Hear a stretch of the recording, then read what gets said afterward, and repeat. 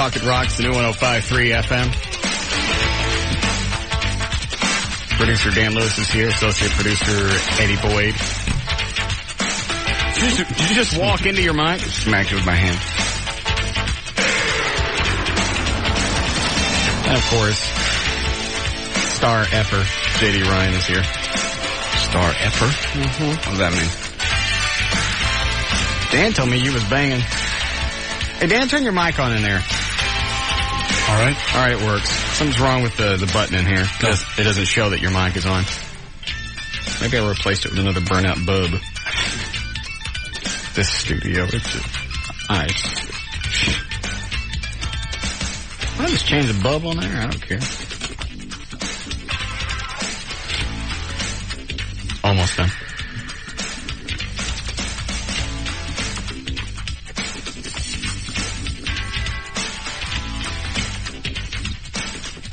There. I fixed it. Is it lit up now? Yeah. The bulb, I replaced it with Eddie with Bunny.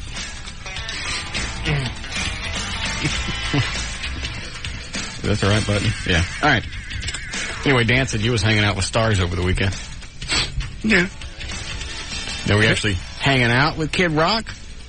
Or did you sit at his table? He comes into the office, and the first thing out of his mouth, I hung out with Kid Rock this weekend. No, you said, how was your weekend? I said, it was a lot of fun. I hung out with Kid Rock.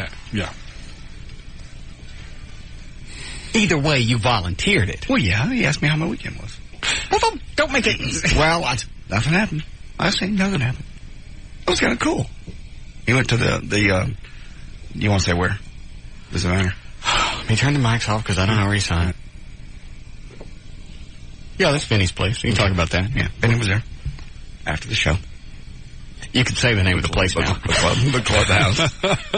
I forgot. I did say it off here. Yeah. Sometimes I forget. What were you doing at the clubhouse? I just had some friends that said that's where he normally goes after. What do you? That'll be kind of fun. Was he in? Did he have a concert? Saturday night. The concert. Where? Smirnoff. Smirnoff is the state fair park? Right. Okay. We got so many damn things with names now. Yeah. Is Reunion still called Reunion? Yes. For the moment. All right, so Smirnoff, then you went over to Vinny's place. Yeah, I didn't go to the concert. I just went to the clubhouse afterwards. You just went to hang out. Yeah. Star effort. No. Did you sit with him? You sit at his table? Well, there were a lot of people there. I really didn't sit down. It was too crowded. All the girls always sit around. Yeah. Yeah. So I didn't really sit at his table. Did you? All right, I see where this is going. No, you didn't. Yes, You probably... You didn't talk to anybody. You walk by, it's like... Something like that. It was crowded. Yeah. Not sure that he saw me. Did he even know you were there? Yeah. No. Not sure he saw me.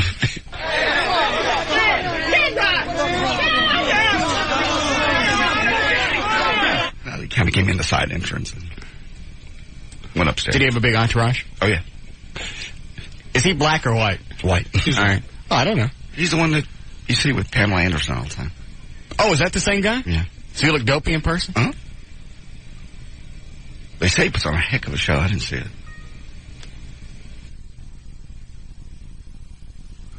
What does he sing? I couldn't tell you. Is it rock? Yeah. Yeah, it's rock. It's a mix of rap and rock. Well, I mean... You've seen him. You've heard that song, Cowboy? Cowboy, yeah. No. Oh, you haven't? How does it go? It's pretty much his big hit. That's it. How does it go? Hook line? Couldn't tell you. I'm a cowboy baby. That's the hook line. I'm a cowboy. Yeah. Over and over. Same line over and over again. Yeah. I don't know. I don't understand what's wrong with her. But you've seen Kid Rock before in person. You just don't remember. Oh, I'm sure I have. Backstage with Tommy Lee when you were in, it was, Oh, was that Kid Rock? Yeah. The one that had his thing out.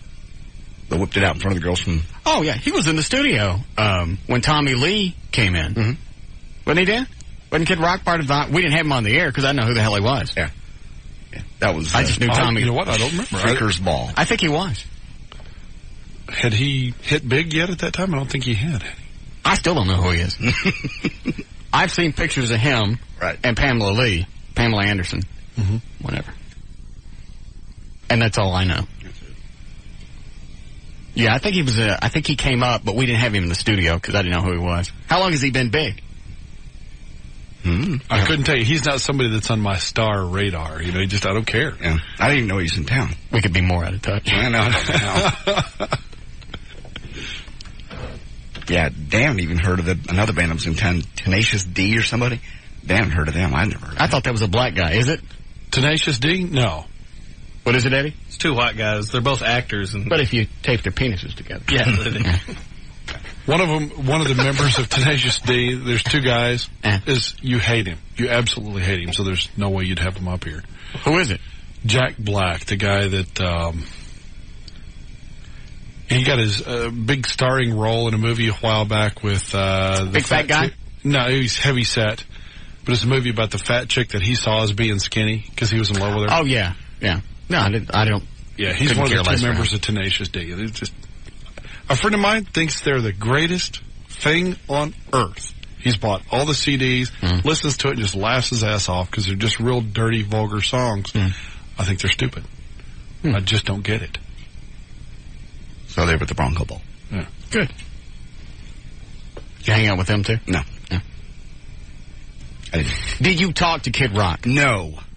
Well, why'd you tell Dan? I just said, I saw Kid Rock over the weekend. You said you hung out. Well, I was standing there, he was standing there. That implies... We didn't have a lot of time. Normally, hanging out is like going back to the bus, doing some shooters, something like that.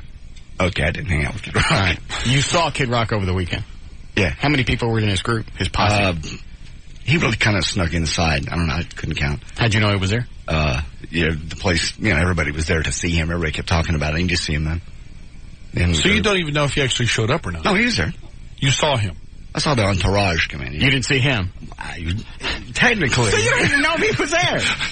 Technically, I think I saw him. I just asked did he look dopey in person. You said, yeah, you don't even know if he was there. Oh. Well, I remember from when we saw him before. He looked dopey in person. Go ahead, you're on the air. Hey. Yeah, turn your radio down. Turn that down. Thank you. Hey, can I get Everett's phone number? Yeah.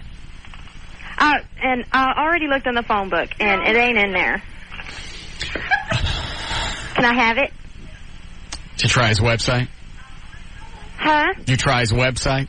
No. My computer's down. What do you need him for? Because, at my house, my neighbor's tree fell over into my yard last Wednesday, and it knocked my power lines down. Yeah. And he's not wanting to do anything about it. So what are you going to do? I want to call Everett. You got any money? No. You're out. Everett doesn't do contingency cases. Oh, he don't? No. Oh. Do you know anybody that does? No. No, you know it all. What's that noise in the background? It's my sister-in-law. Yeah. Is that a kid in the back? Uh-huh. Whose kid is that? Mine. Of course. How old are you? 27. Yeah. How old's the kid? 7 and 5. Oh, you already had 2. You married? You married? Yeah. How long you been married? 5 years. Good.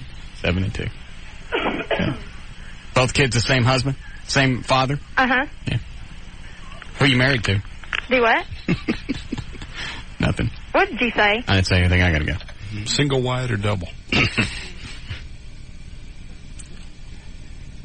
His tree fell in my front yard. Squashed my refrigerator flat.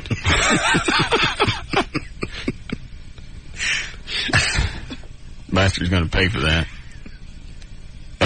And the 2 dogs that were inside that got killed.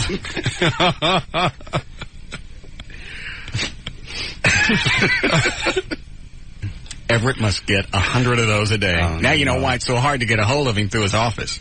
Yeah. I don't even mess with the 823 law. Is that what it is? 214-823 laws. You have to leave a message. Yeah. Then somebody will call back, and I'm sure one of the first questions is, do you have any money? Do they charge? Lawsuits cost. Matlock never asked for no money. Yeah. When they start that? So you did or did? All right, so you didn't even see him. No. But you knew he was at the clubhouse. Yeah. Do you really like the all-nude chicks? Yeah, it's kind of fun. I mean, it's given my choice, I'd go to one that had bottoms on. Yeah. Given my choice. But that night it happened to be. Yeah, I know. But it just, something about the clam in your face. Sorry. What? You just caught me with the clam, sorry. Yeah, that's kind of weird. Normally, we see that when you're getting ready to. Yeah, that's the first time I went to an all-nude club. That was the first time I'd seen a clam that I wasn't about to do something with. Live. Yeah, very unnerving. Yes, it is. And I don't like them, especially in public. I don't like them all shaved. And almost all of them are. Are they? There, yeah. Do they not know that's not an attractive part of the anatomy? It's just not. Mm-mm. I guess they figure men want that so badly they want to see it. I don't like it. Well, I don't like the big hairy monsters. The ones that look like a gorilla fist. That's too. I didn't say I like them that grow down the legs. I said I like a nice, tight bush to where it's well trimmed. Yeah, like my front yard. Exactly the way I do my grass. I set the lawnmower all the way up, trim it nice and thick, and then edge the hell out of it. Nice, thick, plush. Shag poon is what I like. Sculptured. Yes. Well, you won't find much of it there. Berber. Do they? It looks like an unmade bed. Yeah.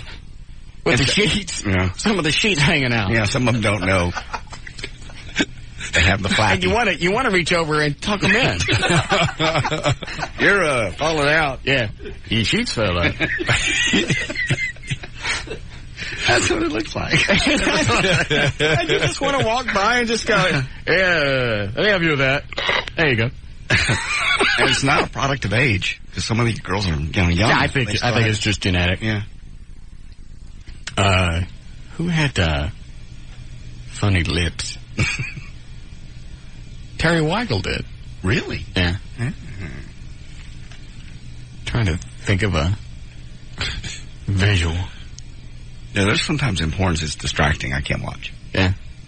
And you can have those chopped, can't you? I don't know. Can you? Eddie? Yeah.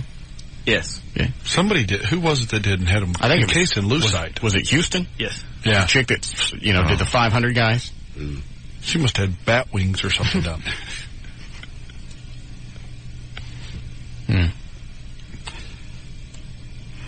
So what'd you do before the Kid Rock got there?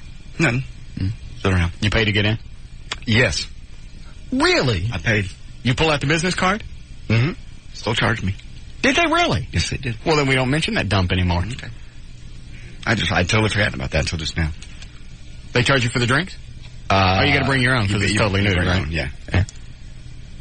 Vinny knows us. They know us over there. I didn't want to argue with the girls at the front, so I just went, okay, here. How much was it? $20? Mm-hmm. And you got to bring your own booze? Mm-hmm. I don't like that. And I don't like all nude women. It was packed. How much are setups? No idea. I didn't drink in there. Because I didn't want to bring anything. Most of the places I've been, the mixers are like $4 or $5. Oh, yeah. A little tub of ice is $20. Well, I got to get their money somehow. You paid $20 to get in. I know. What is it, Ed? Yeah, I was just wondering if you guys happened to get your motorcycles this weekend. JD didn't. JD didn't again? Yeah. Hey, JD, poor sap. I know. Did you ride at all this weekend?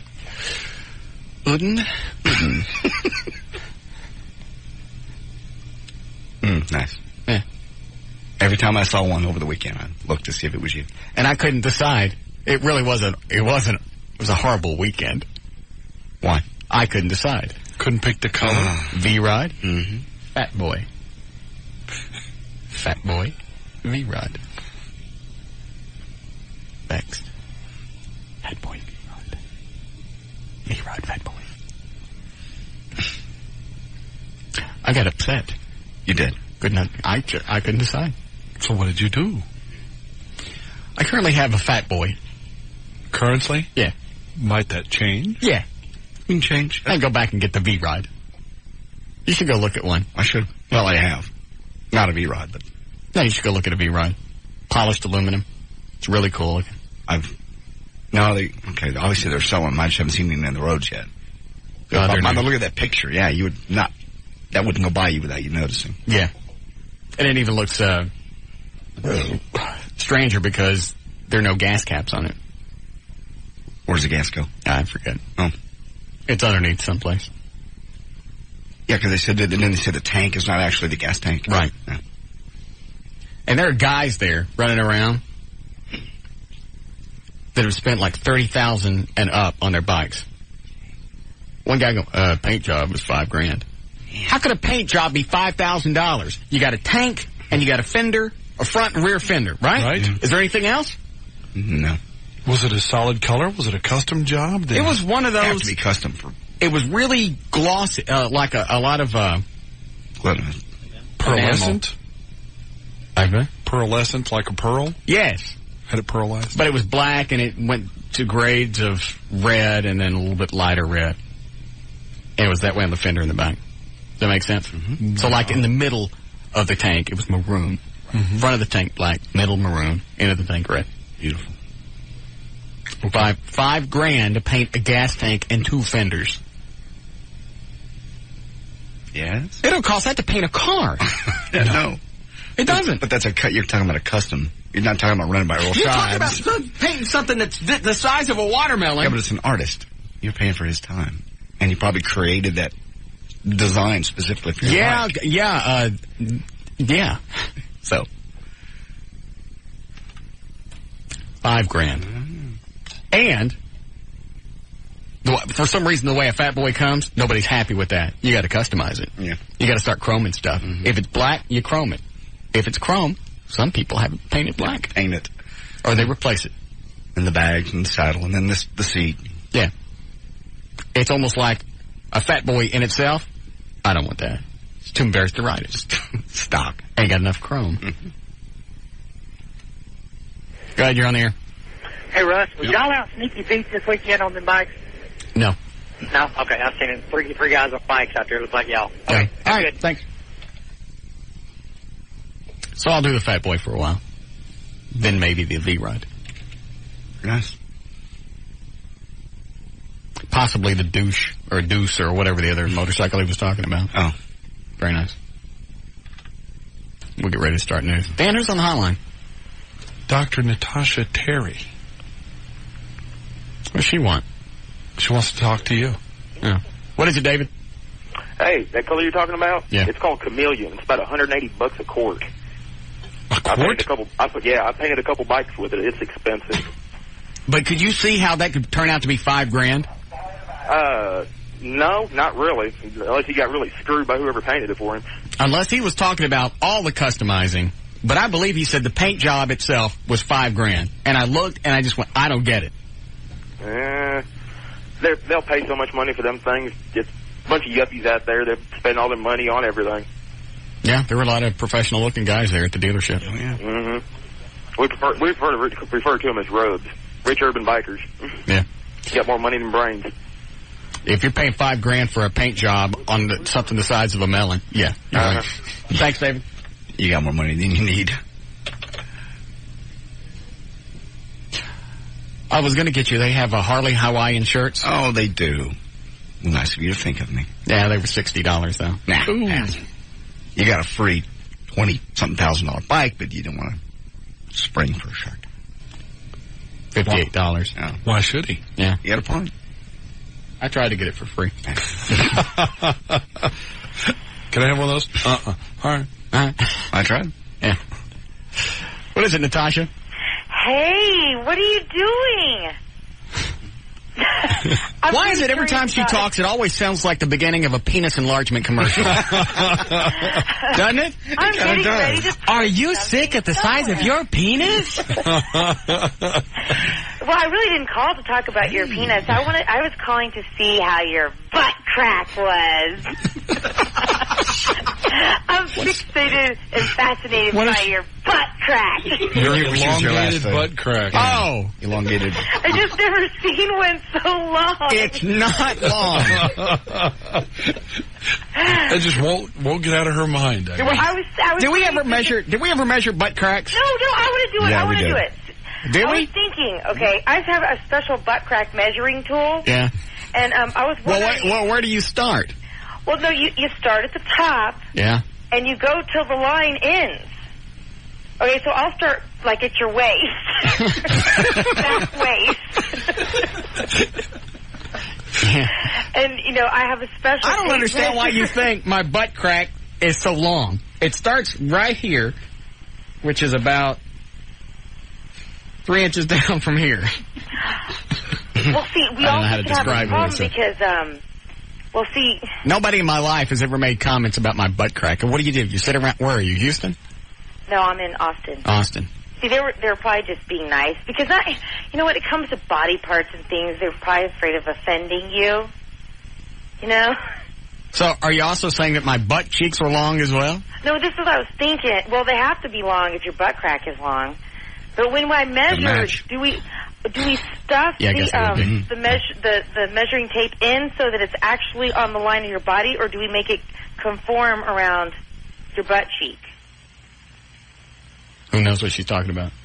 When I'm measuring your butt crack. Yeah. What do you want? Okay, no, I'm going to come visit you on Monday, April 29th, which is next week. A week from now. Why? What are you doing in town? So that I can come measure your butt crack. No, that's not. You told me I could. What are you doing in town? Actually, I'm my hairdresser from L.A. just moved there. Mm-hmm. And you going to drive up here to get your hair done? This guy's good. And he's a biker dude, and he is the best hairdresser I have ever known. Mm. He is awesome. So he just moved to Dallas from L.A., and I'm going to go see him. Why can't you get it done there in Austin? Because this guy is the best. I mean, I will drive from Austin to Dallas, and then, of course, I'll see you, too. I'll come by and measure your butt crack and talk about sex. Dr. Natasha is actually one of the few chicks. How old are you now? I'm 36. Yeah, that's going to age well. Oh, yeah. Oh, thank you. Yeah. She's done. Well, she stays in shape. Stays in shape. She works out. Are you ever going to have kids? Yes, I'd like to have kids. At what age? Why? You know, here's the other thing. Why don't women have kids when they're 50 when their body's already crapped anyway? What other damage? Can't you take medicine to keep from menopause from kicking in? I don't think so. You can't? It just happens? Well, and once they're over 40, it increases the danger of having a child with problems. Yeah, or autism. Like a baby with an adult arm? Mm-hmm. Yeah. Also, too, the recovery, it's much harder to recover from a pregnancy at that age. Yeah, but at that age, nobody cares. Nobody cares what you look like. Yeah, but that's the most horrible thing that I can imagine is a woman with a perfect body like yours squatting a kid out and ruining it. Well, I'm going to do what Elizabeth Hurley did. I'm sure I'll probably schedule what you call it? Cesarean? Yeah. Don't you think that's why she did it? I didn't know that she did it that way. Oh, yeah. She had it scheduled. But don't you get a scar from that? Oh, who cares? It's bikini line scar. You really can't see it. Yeah. If it's done well, you really can't. I thought a cesarean ran up and down. No, it runs right along the... No, that was the horrible kind a long time ago. Now these run side to side? Yeah. Some of those chicks that came up for the clamor shots, when we're taking pictures of their clams, where's that? Mm-hmm. That one was, yeah. God, you know what? But she'd also gotten fat, which, it accentuates that scar. Yeah. Well, that almost, I swear to God, that almost turned me off of Snatch altogether. What, the scar or the fat? Just looking at, well, you don't know about the contest. About a year or so ago, we had put a bunch of chicks, I don't even want to explain it. Anyway, we looked at a bunch of chicks' areas, and we were voting on the prettiest one. And there were a lot of them that just came up. There was some chick that just shaved it and still had toilet paper all over it from where she cut herself. Oh, that's horrible. And had to hold the flap of fat up so we could get a picture of it. And there was somebody, I can't remember, I think there was some breadcrumbs or something. Yeah, did I mention that? Yeah, there was something in one of them. Yeah. Had residue of some sort. Well, it's like, when somebody just got through eating a cookie. Yeah. Oh, God. It could have been dried yeast particles. Oh. Well, thanks for letting us know. I mean, She's right. It was just, ugh. I mean, most women have That really almost turned me off. infections. Yeah. You want to talk about it? Do you know why they get it? Why? Of course I know why. Why? Well, actually, it's very common for a woman to get a yeast infection several days before she starts her cycle. Mm-hmm. Okay? That doesn't explain why. Or the overproduction of yeast in the body can give them one. That's all right. Actually, sex and semen. The semen can give a woman a yeast infection. Sorry, wrong again. All right, why? Because you deserve it. That's a lot easier. That's a lot easier for me to remember. Okay. Same reason you have periods, cramps. For all the stuff that you do to guys. So it's a way of getting back at us? Yeah. Is that what you're saying? Mm-hmm. It's God's balance. He knew when he created you were going to give us a bunch of crap. He did. He's not stupid. This will fix him. Yeah. Can you tell? Have you ever been able to tell if a woman is, has a yeast infection or not? There's an obvious joke about a Mrs. Baird's wrapper, but I'm going to let that go. No, I don't know what it looks like. Okay. I mean, I was just wondering. No, I really don't have a clue. Well, I knew a chick one time that got them really bad. And what? She used to get them really bad. Uh-huh. And one time I ran out of shaving cream. Mm-mm. Quit it. Quit it. Oh. Oh, Jesus.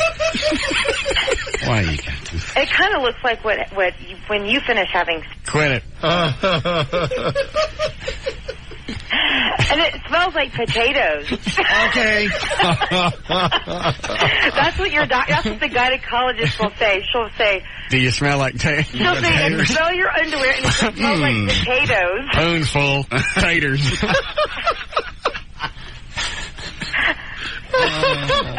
All right, it. All right. I don't feel so good anymore. Yeah, I don't either.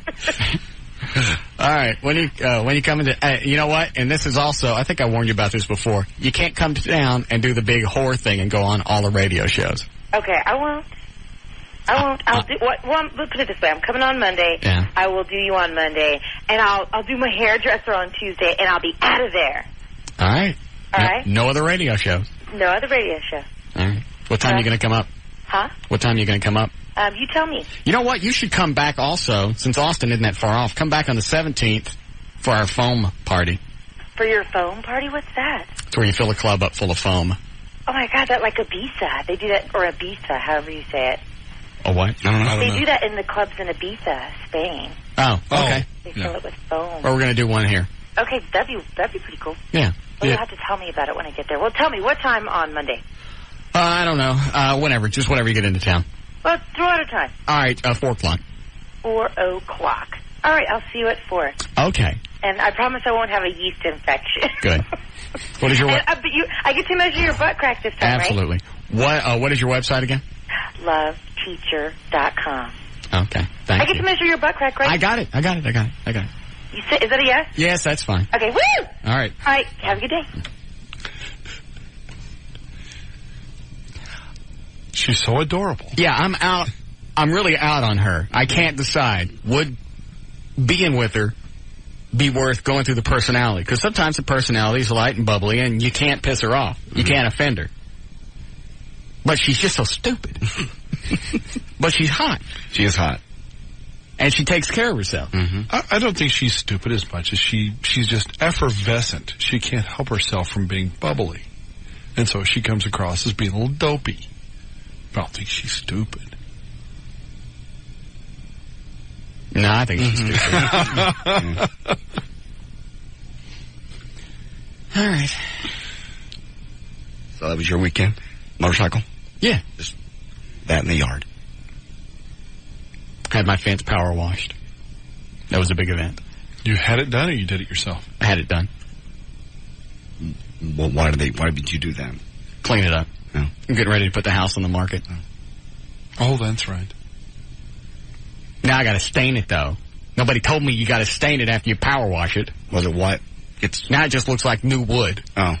Yeah, you have to have it washed and then you re-stain it or I forget what the stuff's called. Now, is the stain the same thing as the water sealant, or do you stain it and then put on the water sealant? No, I think you have to stain it first and then put on the water sealant. Is that right, Eddie? Yes. Can I do it with, like, my bug spray pump? The water sealer you can. That works really great for that. The stain is kind of iffy. How you got to do the stain? No, the stain will ruin your ruin the pump. Well, I don't care. The pump wasn't like $8-9. Yeah, but it'll clog up. It'll clog up. Well, what do you got to use? A brush? Yeah, that or just a rag, a big rag or something. I mean, it goes pretty fast when you're staining it. Oh. Well, can't you rent one of the actual paint sprayers to do that with? Well, if Eddie's right, if you can just do it with a rag, I'm okay with that. Yeah, you can do it pretty quick with a rag. All right. And then I can use my little pump thingy to put on the water sealant. Yeah. Yeah, in fact, the guy did the whole front of the house, the sidewalk. The sidewalk now looks new. Looks like they just poured it. Mm-hmm. Of course, he took it all the way up to the property line, so now my neighbor's pissed off. Nice, bright, white sidewalk. Yeah. Well, then he'll have to. Those power sprayer guys should have left his card at the next door neighbor's house. I kept a bunch of cards. Because everybody, all the nosy bastards came out. What's going on? What are you doing? Everybody came out. What's going on? Like they'd never seen a power washer on that street before. Is this one of the big monster ones that's mounted on the back of the truck? Yeah. Ooh. Because I've got a little one. You know, with a... Yeah, how many pounds of pressure is yours? Because I saw them on sale at Home Depot for like $80 for 1,300 PSI. I think that's what mine is, like 13. Is that pretty powerful? It's okay. Works great. Can you scrape stuff with it? Can you scrape stuff with it? I mean, like, you know, can you... Yeah, if you get, like, the little needle point nozzle that it gets the water down to a fine stream, sure. Yeah, I thought about buying one of those. Don't stick your hand in front of it. Good. But, yeah, you can have a lot of fun with it. I did my driveway this weekend. Does it look new? Yeah. Oh, okay. Of course, it's only 2 years old, so...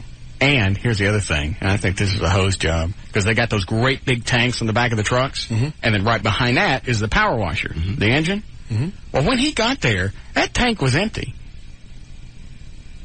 When he left, it was full. You think he filled up on your dime? On your dime? I think so. Because, you know, they hooked the water hose up into it, and I guess that tank holds any water that the power washer isn't using at the time. Right. Does that make sense? Yeah. So he goes to leave, and he's driving off, and I see the water flushing inside. That was a 125-gallon tank. Yeah. How much is water? That's not very much. I don't know. That's over 100 gallons. I know. That's a scam. That's good. I don't know. Of course, I don't know what I was going to do with it, but I actually thought about stopping him in the street. Or that. Yeah. That's my water. Dump it someplace. Water my yard. Something. I didn't have to edge. Because when he was doing the sidewalk, it cut the grass. Really? Yeah. That's strong. Yeah. It was a big Saturday. Mm-hmm. Good time.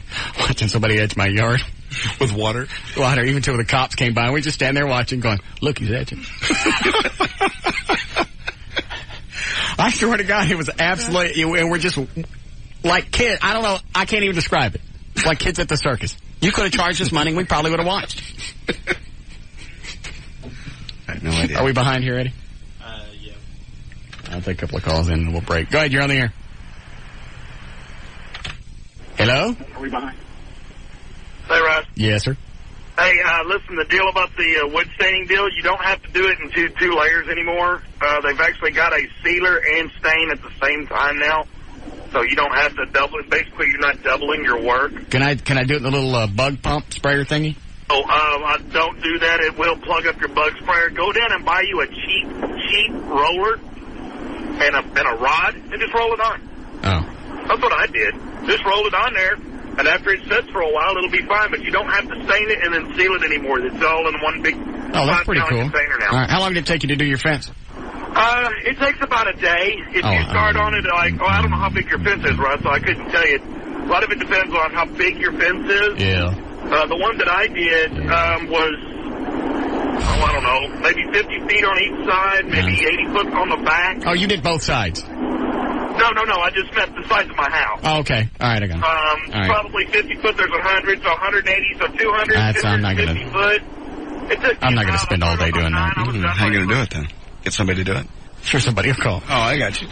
All right. It's not too terrible, so. All right. Thank you. That's slick. Somebody will call. Okay. All right, we'll break here. We'll be back.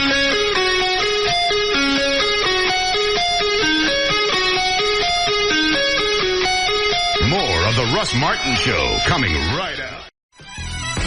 I don't get it. Why do guys keep sending me links to other motorcycle manufacturers? Everybody's got their idea of what their favorite. Yeah, Yeah, no, but why are they doing... Like this guy right here says, Russ, American Iron Horse is an awesome V-twin bike made in Fort Worth. It's a local corporation. You might be able to get a hookup. I done got a hookup. You never have too many motorcycles. Especially when they're free. They just keep coming. Everybody's got their favorite. They want you to ride their favorite. We know better. This is ours. You should try this. Yeah. You should go take a look at that. You want to take a look at this? Ride that. Hey, Russ, don't ride that free Harley. Here, go out and pay full price for this one. Yeah. You get one of these, and I bet you get a good deal on it. I got a good deal. Always come out of the stinking woodwork. Oh, I've had a lot of guys calling in wanting to do your fence for you. I'll do my fence. Unfortunately, none of them do it for a living. I don't do it for a living either. What do they do? I think I can do it. It's wood, and you want this on that, right? Yeah, I do. It's going to cost you 125 gallons of water, though. I'll do it. Betty said I can do it with a rag. I'll just do it with a rag, and then I'll spray some crap on it. What do I care? I'm not going to be in the house next year anyway. As long as it looks good for a few months. Long enough to sell the house. Actually, I'm putting the house on the market now. Now's supposed to be the time. Right, but if you sell the house now... Yeah. And they want to move in now... I'll move into an apartment. Okay. You're going to move all that stuff twice. I'll just put it in storage. You still got to move it twice. I ain't got to touch nothing. I got too much crap to move now. This will be the first time I can't move myself. So you have to pay somebody to come in and pack your stuff. Well, you think about it. I'm going to save an entire mortgage each month. What could it cost to store my stuff? Let's say it costs $500 a month. Oh, no way it'll cost that. Okay, let's just say that. Okay. All right, then you get a little dopey apartment, maybe $600-700. What's that? $1,000? Mm-hmm. Yeah. $1,300-1,400 a month, as opposed to my mortgage. Okay. Saving money. Yeah. And that way, I don't have to worry about putting my house on the market when the other one's done and hoping I sell it in a month or so. And have a double mortgage as well. Yeah. You'd always lease it out. My house? Yeah. Nobody leases houses like... I mean, nobody leases houses like this. There's no way to dance around that. They don't. Big corporations sometimes, if they will, but people don't take care of them. Anyway, so that's what I'm going to do. And DeWanda starts giving me all these suggestions. You need to plant red and yellow flowers in front of the house. I got no clue. Why? Makes it look like brighter. Burger King or something. I don't know. She said so they'll be happy about... it didn't make any sense. Oh, it's her color charts, okay. You think that's what it is? Yeah. Yeah, it puts people in a certain mood. Yeah, she said, and you mood. have apple spice, potpourri cooking. Oh. And then she said put some kind of rings, apple rings or something on top of your lamps. I don't know that. Makes the house smell. Right. That would keep you from buying your house. I want it didn't smell like that, because my ex-wife used to do that stuff all the time. You come home and you're, who's cooking? What are you cooking? Yeah. Nothing, it's just simmering on the stove. Yeah, that always pissed me off. What is it? I go over to JD's house and I go, oh, good, I'm hungry. Oh, you can't eat that. Well, why not? Well, it's potpourri. It's just to smell good. But it smells like food. Yeah. Well, why don't you just cook food instead? So not only do you have the smell, you got something to eat later. Never did understand that. Yeah. Always walked in and smelled like apple spice. Apple pie. Oh, yeah, I forgot. Great. So that was, and she had a bunch of other things, suggestions to prepare the house. You gonna do them? Any of them? No. In fact, I'm thinking about going down into formal dining and taking a squat. Leave a great big meaty Frosty on the carpet and go, wait till you see the dog.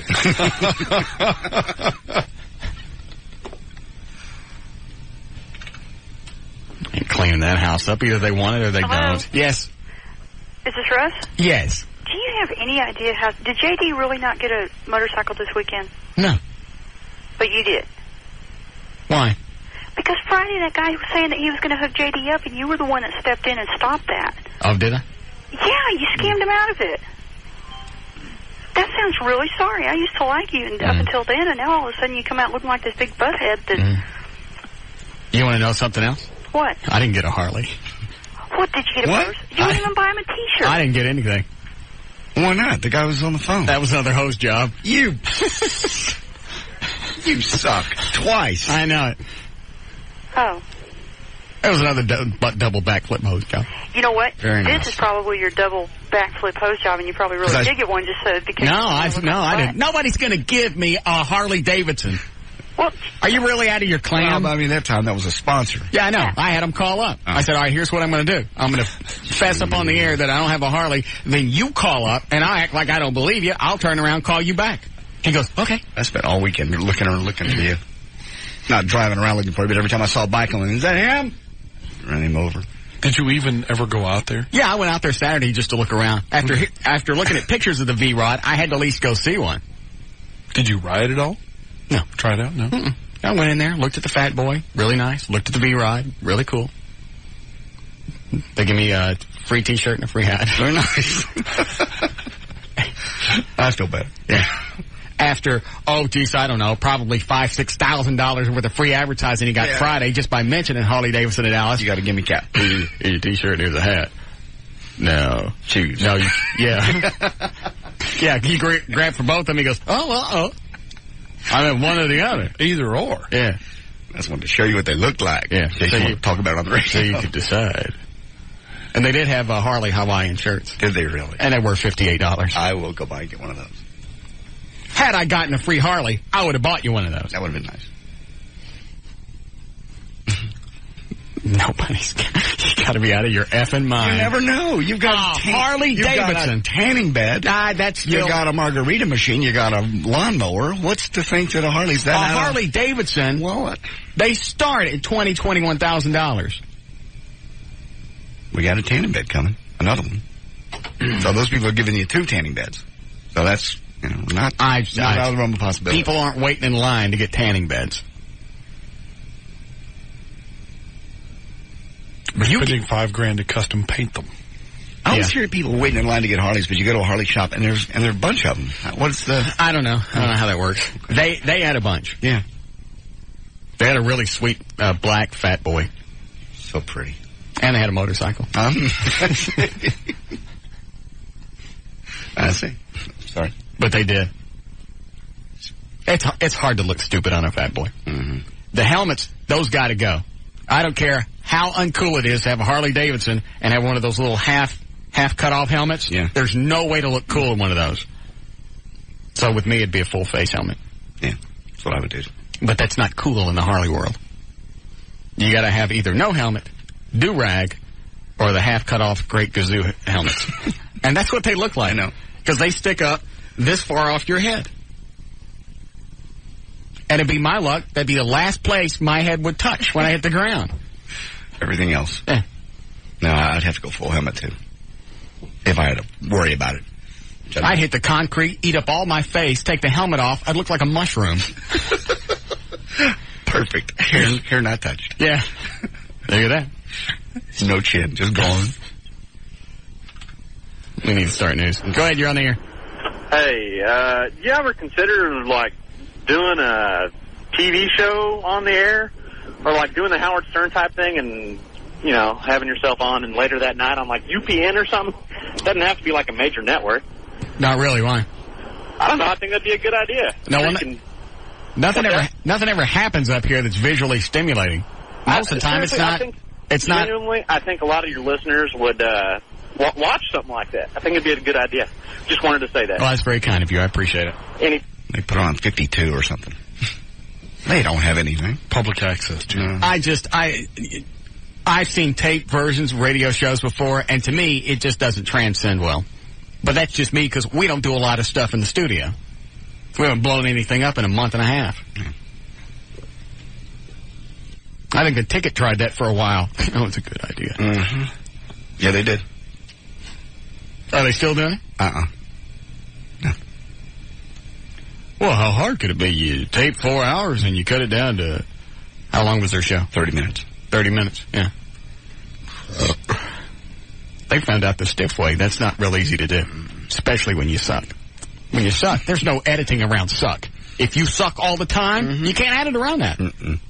Just run it real time. Suck. Yeah, suck is suck either way. Real time, fast forward, sped up, slowed down. Suck is suck. Yeah.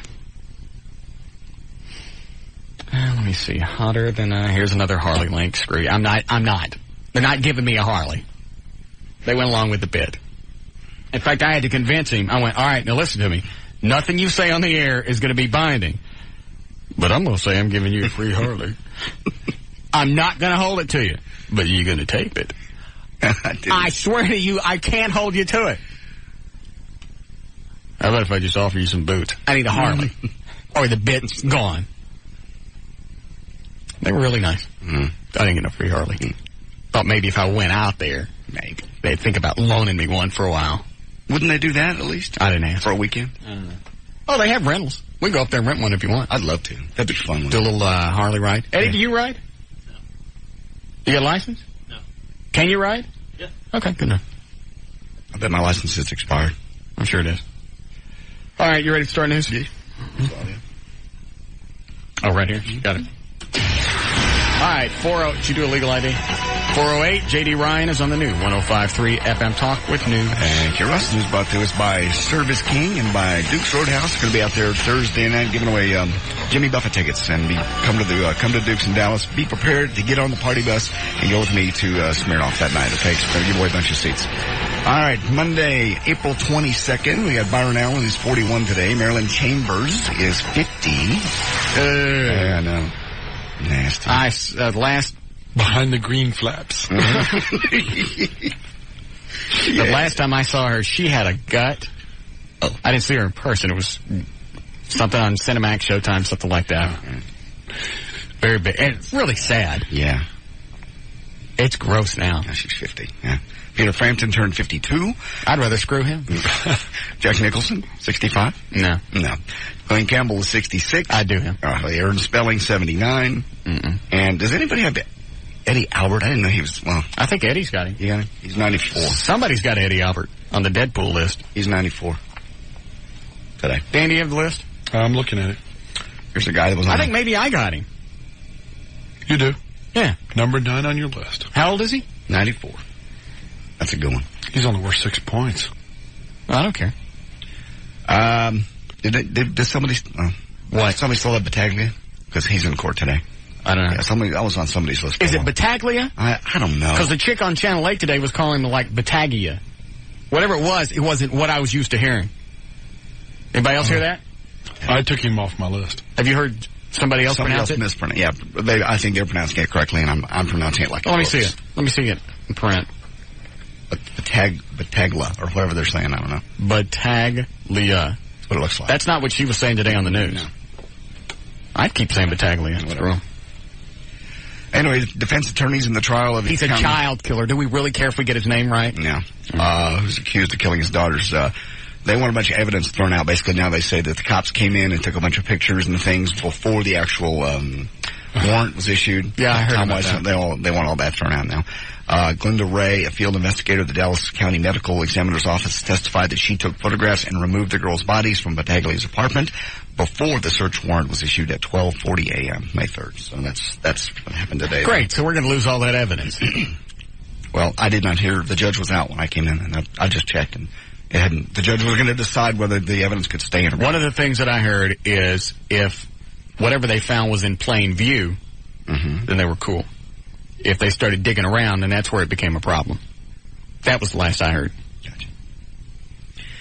All right. Lane Staley, lead singer and guitarist for the grunge band Alice in Chains, found dead in his apartment over the weekend. He was 34. Tests were required to establish the identity of the body discovered Friday. It had started to decompose. The King County Medical... God, that's gross.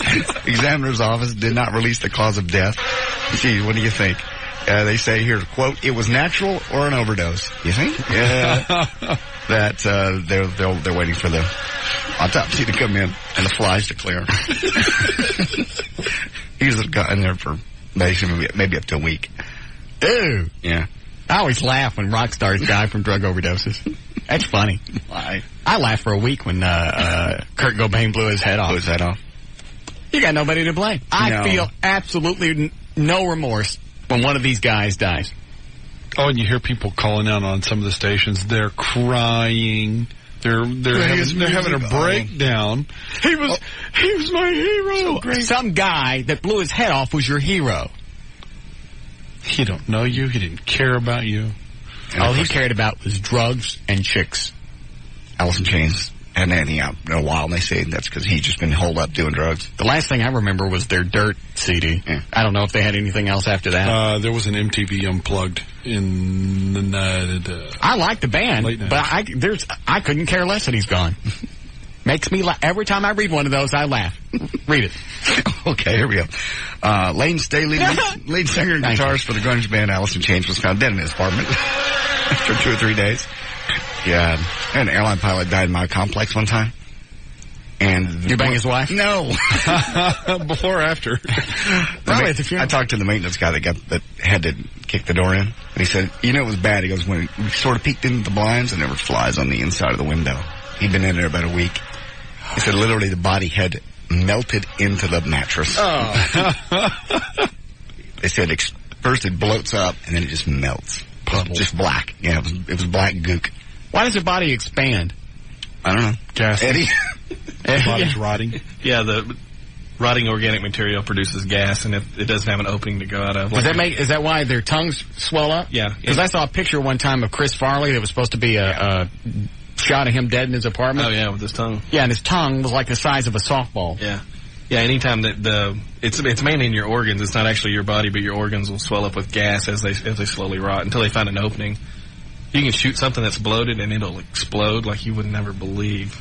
That's what he must have gotten bloated and then just it popped. Yeah, skin tore. Oh, get me out. Hold on a second. Hello, Russ. Yes, you've got to run the DAT back. Did y'all? Obviously, all of y'all missed what JD just said. What? Black gook. Oh, jeez. All right, people just sit around and wait for me to make mistakes. Yeah, he's right. We missed that. That's a whole new departure. I know. Great. The black goops. Okay. Hold on. Hello? Hello. Yes? I have a friend that was a roadie for Alice in Chains. Yeah. And they had to carry atropine with them. I don't know if you've seen Pulp Fiction. They had to shoot it right into your heart. Oh. And they had to carry it on the road with them at all times because there was so much ODing going on during the tour. You know, I really hate to ask an asinine question, but it seems like if you had to use that one time, that would be your tip-off to maybe this isn't my drug. Maybe I should move on to something else. Man. He's gone. I don't know. The addiction is just stronger than, the will to stop. I don't know. Obviously he didn't care. He died at that point. Yes, Stephen? Hey, did y'all hear that this guy might have killed himself on the anniversary of Kurt Cobain's death? Is that what, last week, that was the anniversary, wasn't it? Or a couple of weeks ago, whenever it was. I don't know, but I mean, if this guy had a history of doing drugs, it was, sooner or later, your body just craps out. I'm surprised he lasted this long. Could be he committed suicide on purpose to kind of, I don't know, commemorate the other dude's death or something. I don't know. Yeah, in honor of Kurt blowing his head off. Mm. Yeah, that was sweet. That's a great group there, isn't it? Nirvana? No, I'm just talking about the those grunge two guys band killing guys. themselves. Oh, yeah, smart. Thanks. Go ahead. Okay, Arizona man was taken to a hospital Saturday night to have his stomach pumped after telling police he bit off and swallowed the thumb of his 2-year-old son. Raymond Jones was on the phone while at work with his wife and 4 children in Glendale.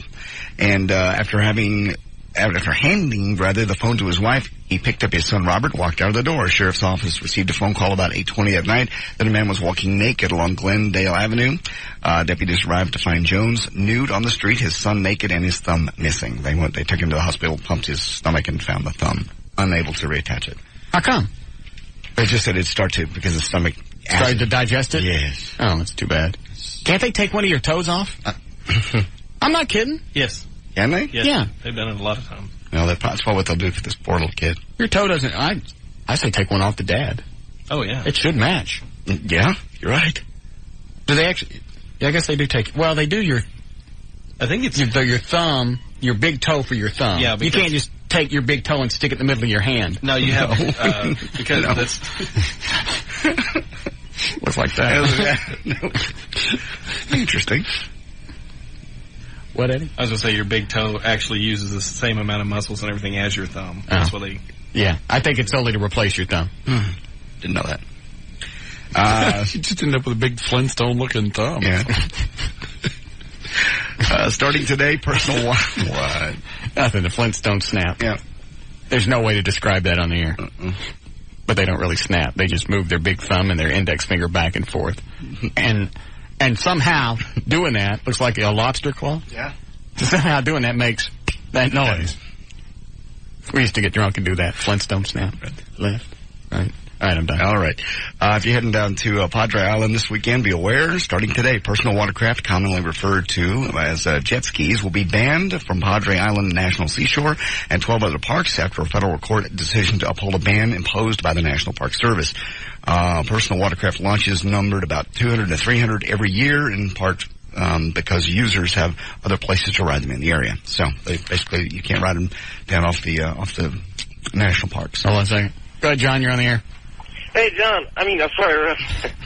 Hey, I was gonna ask you. Did you get upset when Bon Scott drank himself to death? I didn't know about it until 8-9 years ago. I wasn't an AC/DC fan when they started, so I didn't care. Oh, okay, I see. All right, well. But yeah, if it happened now and he drank himself to death, yeah, it'd be funny to me. Yeah. How could it not be? You got everything going for you. You got all these athletes, all these rock stars, actors, whatever. They got everything going for them, and for some reason, they just got to go that extra mile and stick things in their nose. I don't care. Yeah, I really don't understand it either, you know. Maybe all right, well, thanks, dude. Yeah. Maybe the pressure when you get that big to stay there. Yeah. It's just unbearable. And you got to numb yourself. I don't know. I don't know what you get off of shooting. You shoot heroin, right? Yeah. I don't know what you get off of that. I don't know what you do with snorting coke. Yeah. I think most of them get into it. But first of all, it's still available, and they got the money, and then they get hooked. I had a chick one time. It was the chick that I dated that ended up doing. I found out she did coke right throughout the term of our relationship. I didn't know until afterwards. She goes, I don't know how it's so available in radio. I don't know how you don't do it. I don't do it because I don't want it. And I know better. If it's good, I'm going to get hooked on it, and I'm screwed. And it's too expensive. Mm-hmm. People don't give that stuff away for free. Now, if it was free. Don't start fishing for coke. Please. Yeah, that's a line. I'm going to stop right there. Mavericks did well over the weekend. Steve Nash grabbed a long rebound, dribbled up court, and let fly a 40-footer. Unlikely three-pointer sent the Mavericks. It sounds like he just got retarded. Off the edge of the court. Dribbled up the court. Yeah. They had a 101-94 victory over the Minnesota Timberwolves Sunday game 1, best of 5 series. And in the movies over the weekend, The Rock has established himself. This will be cut 1. I saw him on Larry King Live over the weekend. Yeah. I like him. Yeah? Yeah. He steps out of the character of The Rock and actually just talk back and forth with Larry King. That's kind of what he does in this cut here. I'll play it. They took in $36.2 million in the opening weekend for The Scorpion King. Changing Lanes was number 2, Murder by Numbers number 3 here. The Rock was asked if it's true that he knocked out his co-star Michael Clark Duncan while shooting a fight scene. What cut? Number 1. Oh, because there's only 2 on here, right? Mm-hmm. All right. Well, he just mouthed off, and you can't mouth off to The Rock like that. The Rock will lay the smack down on that candy ass, and that's exactly what I did. No, I'm only kidding. I say that now because he's not with me. He'd kill me. But that was one of those things. Mike was a trooper. I knocked him out. He got right up about 5 minutes later. But no, I'm only kidding. He got right up, and he said, hey, let's roll. I'm cool. He didn't want anybody to come up to him. No makeup, no hair, nothing. He was ready to shoot. It kind of starts off as The Rock, then it becomes... Yeah, he sounds like a stand-up guy. I like him. Good. All right, and cut 2, Sandra Bullock was asked, she was, of course, in Murder by Numbers this weekend, was asked what she'd do if her acting career suddenly disappeared. Good question. She's probably giving that one a lot of thought since she's acting by numbers. That's why I have a production company. That's why I love architecture. That's why I have a life outside of the film business. That is just as important to me as what I'm doing. I sort of have like 3-4 things going on at one time for that just in case. I go, I know this isn't going to last, so I'll move over here. She is stupider than mountain-grown, freeze-dried snot. Smart in your investments. Be generous with your time. Be generous with There's your just money. nothing there. Find talent that'll hope they, if I'm 60 and I want to work, that talent that I gave a job before might hire me back at some point. So, but I'm getting a little, like this year's been a little like too much, and it's next year is going to be some time. Okay, fine. All right, that's it. And news brought to us this time around by Duke's Original Roadhouse. Come out Thursday. You can get tickets to the sold-out Jimmy Buffett concert. I'll be hosting a lawn party out there, courtesy of Encore Tickets. We'll see you at Duke's Original when Roadhouse. Dan has appearances, JD doesn't remember to read those. I read JD has wait a minute, appearances. I read Dan's Dent Zone over and over and over and over. Did he? He read it a few times. I read it every time. It just seems that yours. This is actually not my appearance. Whose is it? You said you're going to be there. I'm going to be there at the concert. You don't want me to say whose appearance it is. Let me see. It doesn't say on here. I had to take it out of the script. We're going to be there. The station. Let me turn the mic off. Whose is it? Maybe, maybe not. Duke's. We'll see. Okay. But either way, the radio station is going to be there. Duke's Original Roadhouse Thursday for getting Jimmy Buffett tickets. Come ready to go to the concert. That's news and information. I'm J.D. Ryan on the Talk That Rocks Texas, the new 105.3 FM Talk. More of the Russ Martin Show coming right up.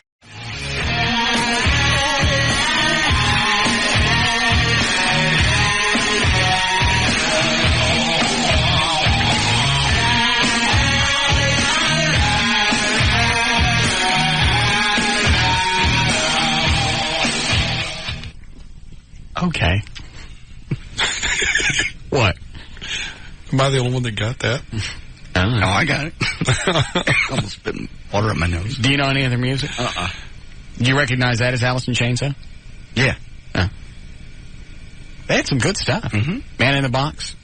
Rooster. I think Rooster was about his dad being in the Army or the war or something. Do you know, Eddie? Yeah. Was it? Yeah. Where did the Rooster name come from? I think it was just like a nickname or something like that they called his dad. Yeah. I'm trying to think of some of the crap they did. Was Down in the Hole theirs? Yeah. Man in the Box, Down in the Hole. Man in the Box. Mm-hmm. You get it? Down in the Hole. Yeah. And I'm sure all the classic rock stations today had the big Lane Staley Memorial. Yeah. To the classic rock block of Lane Staley and Alice in Chains from the Dirt Disc. That's funny, too. That's the name of the CD? Uh-huh. Dirt. Another album they had. You ready? Uh-huh. Jar of Flies. No. I forgot about it. You can forget about it. You didn't know about that. That was another one. I forget what songs were on it. I don't care. All right, let's do a check on traffic. 432, Jonathan. Yeah, 432. Jonathan Dodge at the controls of the new 105.3 FM Talks. White Lightning. Why, Big Russell, this report brought to you by Randall New and your Dallas-Fort Worth, oh boy, your Dallas-Fort Worth Dodge dealers. All right, CSC in Dallas northbound, 75 Central at Royal Lane. Delays due to an accident off to the left shoulder. Just got a minor onlooker delay. Construction delays eastbound, 635 LBJ is slow from the Dallas North Tollway to 75. And eastbound, 635 LBJ as you exit ramp to Marsh Lane. Got some minor delays due to a stalled vehicle at the bottom of the ramp. Northbound, Highway 121 from Carson to East Loop 820. Left lane is blocked until about 5:30. That's all they got a minor delay. This report brought to you by the Texas Lottery. Here's something that can have you saying, think $1 million. It's Lotto Texas. Play every Wednesday and Saturday for your chance to win. Wednesday night's estimated jackpot, $17 million. That's traffic. I'm Jonathan Dodge in the new 105.3 FM's White Lightning. Thank you, Jonathan. Increasing clouds tonight. Few scattered showers by morning. Rain off and on tomorrow. Should be about 82 for the high. It's clouding up and 80 degrees now at the Talk to Rock to Texas, the new 105.3 FM Talk. Okay, let's see here. Go ahead, John. You're on the air. Hey, Russ. Oh, hold on a second. Are you seriously still looking at Harleys? Yes. They probably make you a deal if you go out there. Okay. Seriously. Yeah, where is it? Allen. Or Garland. Yeah. Either way. Call. Go ahead, John. Hey, Russ. How you doing? Good. Hey, I was wondering if there was something I could maybe discuss with you. Go ahead. Okay, I'm having kind of a little chick dilemma. Mm-hmm. Okay, I met this chick maybe about, say 3 weeks back. Where? At a club. Which one? Can I say the name of it? Sure. The Tattoo Bar in Fort Worth. Okay. All right. We talked a little bit, and I got her number. What kind of bar is this, by the way? It's more or less a rock and roll heavy metal establishment. Okay. Okay. Well, I got her number, and I made a couple of calls, and then eventually about a couple of weeks ago, yesterday, we sort of hung out together. Bang her? No, I didn't bang her. All right. All right. But it starts to go downhill quick. Oh. Okay. What have you done so far? Mean like, what did me and her do? Yeah. Well, we went out and had lunch, and then went to a used CD store, and then went back to her house and looked at a movie. All right. Okay. I went to try and call... You do anything sexual yet? Did I what? Sex. Any kind of sex? No, I tried, but that's where the problem starts. All right, go ahead. Okay. Well, while I was, laying up there in her room with her... Mm-hmm. Were you naked? No, I wasn't naked. I'm just asking. I'm trying to figure out how far the relationship has gone. I know. You play with her cans? No, I didn't play with her cans. Mm. But... You diddle her fish? No. Didn't do that. Okay. All right. Diddle. Well, okay, where was I? Okay, I called her back. All right, so you're laying in her bed. Have you guys kissed? That's what I tried to do. All right, so you haven't even kissed her yet? No. You've been out how many times? Just this once. All right, go ahead. Okay, I was laying on the bed. I asked if I could kiss her, right? And she said, no, I'm not looking for that. I said, okay, let's go. I hit the list. All right. Go ahead. Okay. All right. So I called to try and hang out with her again, and we talked a little bit. And she said, okay, try and call me back maybe around Thursday. This is about... Well, first of all, all right, go ahead, finish your story. Okay. This is going to go nowhere. She's one of those, you call me, you check in with me, let me see what my schedule is. You already lost the power in this relationship anyway. Go ahead. Okay. So I tried calling back. She wasn't home. So I left a message. Waited a little while. Later on that evening, called again. Mm-hmm. She was out. So I waited until Friday again, tried calling. I still couldn't get a hold of her. Saturday, I finally got a hold of her. She started wigging out on me, saying, oh, my God, you keep calling me and you scare me and this and that and the other. So I said, okay, whatever. She goes, well, maybe we can get together this week or whatnot. So then this past Wednesday, I had called over there and thought I'd make a little friendly gesture to maybe invite her out to have a drink. Hey, John? Yeah? You know what my attention span is? Uh-huh. Get to the point. Okay. Well, this is the point. I bet it's not. It is. All right. Okay. And this other chick answered the phone. I asked for her, and she said, well, I'm her girlfriend, and out of respect for me and her, I'd appreciate it if you didn't call her here no more. Okay. So she's lesbian? It appears so. Or bi? I couldn't tell you. So what's the dilemma? The dilemma is they never did basically hear my side of the story. What do you care? It's not going to change anything. There's still going to be clam bumpers. Yeah, true, but... All right, let me ask you this. What do you think it's going to accomplish if you finally get a hold of her and say, what are you going to say? I say, I'm sorry to, intrude, or I don't want you like that. I'm willing to accept this, and I'm still willing to be your friend. And you're going to do that why? Well, because I liked her. And you just want to be buddies with her? Yeah. You don't care about having sex at all? Oh, not in this case now, no. Is she hot? She's not too bad looking. So why do you want to waste time with a chick that's like that? Well, I just enjoyed that day with her. No, I was just looking, you're not going to hang with. You're not going to turn her around. And what you're going to tell her doesn't mean anything. What do you want a lesbian friend for? Is this somebody new to hang? I don't want to hang out with you, John. I like clams. Well, so do I. You want to come over and watch me iron my flannel shirts? No, she wasn't wearing one of those. Not in front of you. This bit sucks. She obviously doesn't want you. Yeah. John, it's a waste of time. Let it go. You think so? And she may not even be gay. This is just a way of them blowing you off. I didn't think of that, yeah. But why? I didn't do nothing. She doesn't like you. There's no... Yeah, call her back.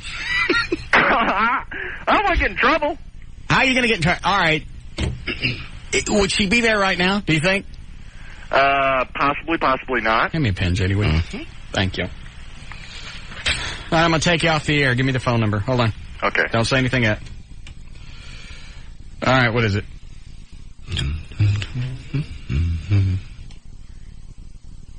I hit the delay just in case. Okay. You want her name?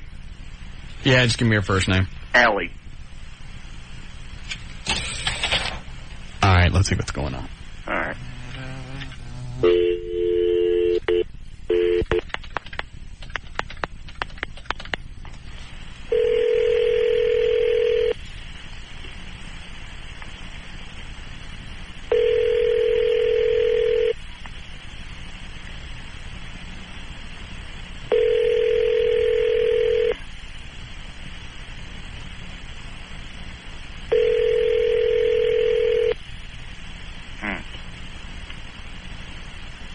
Do you have an answering machine?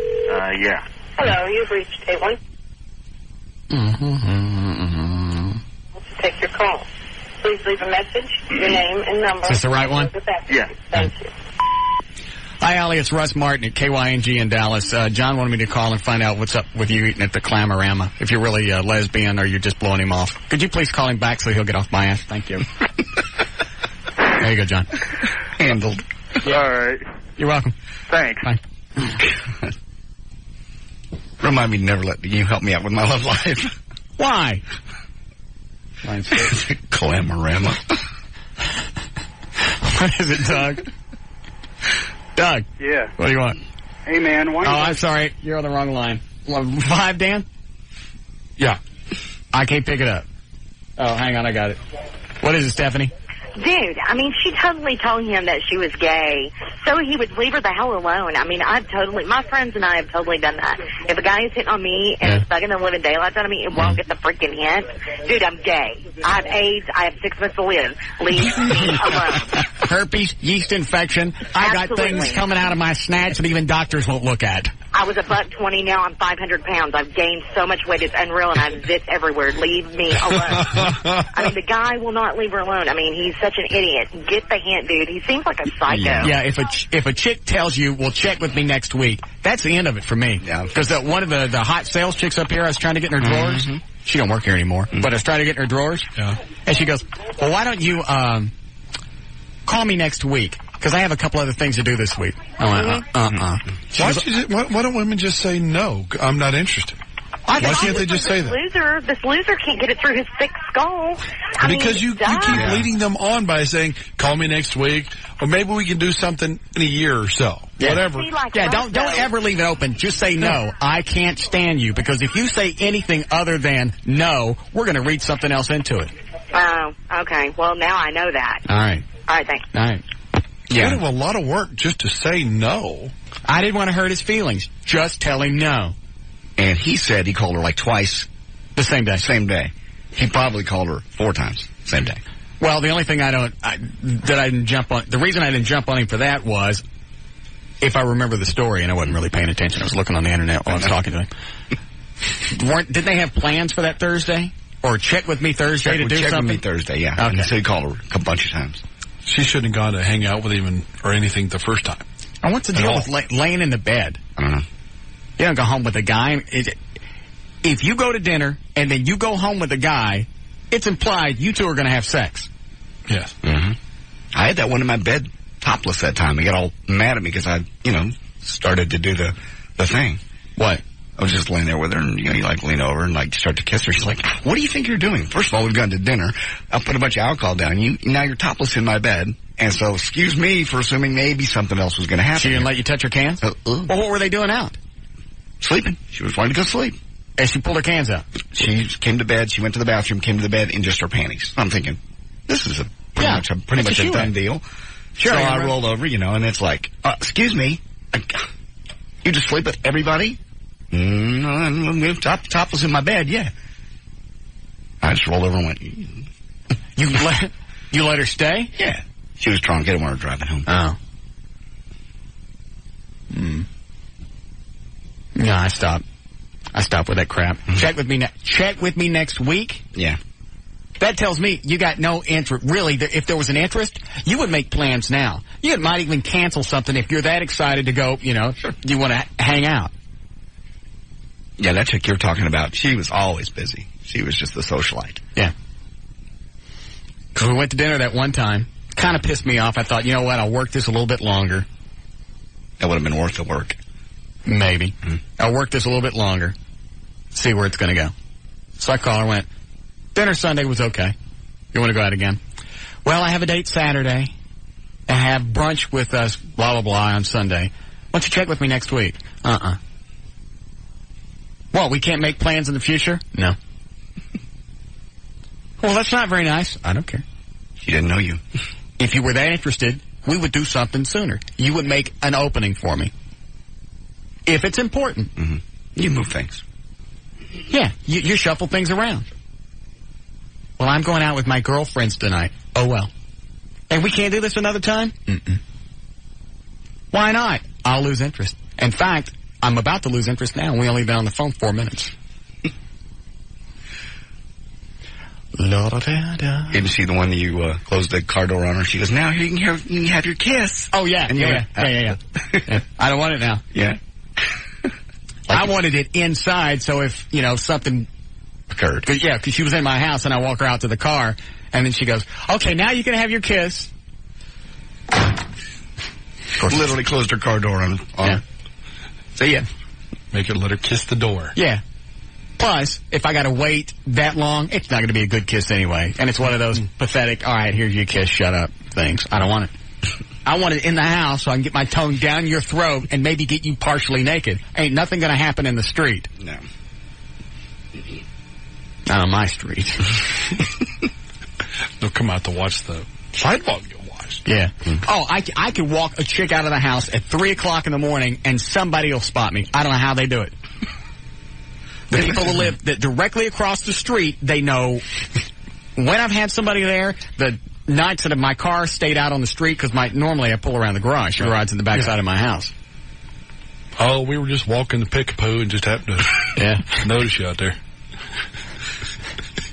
Damn. Seen your car out there. How old was that one? I've gotten that. Are you serious? Yeah. Your neighbors are just vexed by you. Your lifestyle just must make them nuts. You would have thought... Trying to think if I want to make this racist or not. No, I ain't got it. Okay. Normal aliens landed in my front yard. Yeah.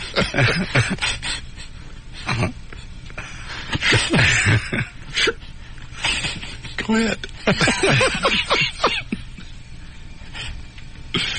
In their spaceship. Yeah. Powered by leaf blowers. You would have think they landed in my front yard. By the way, the guy was out there power washing. They just all come out. Guy directly to the right of my house.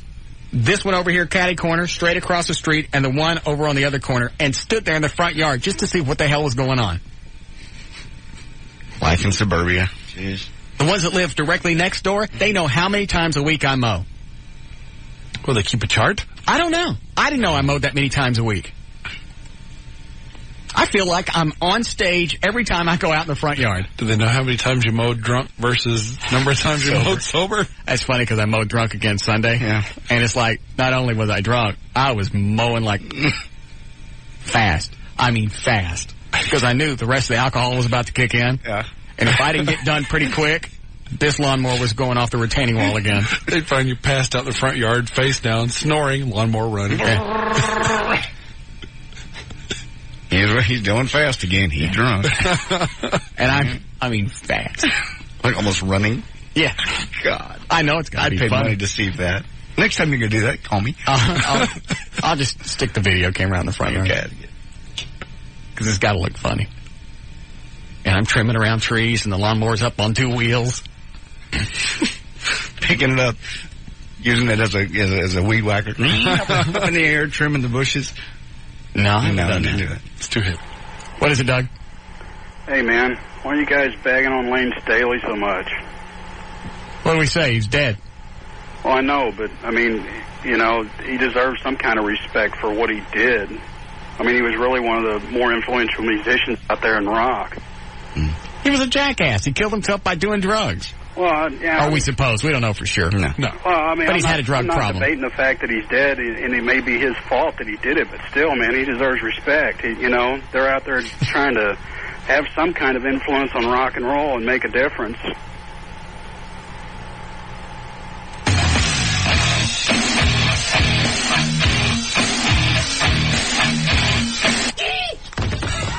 There's your tribute.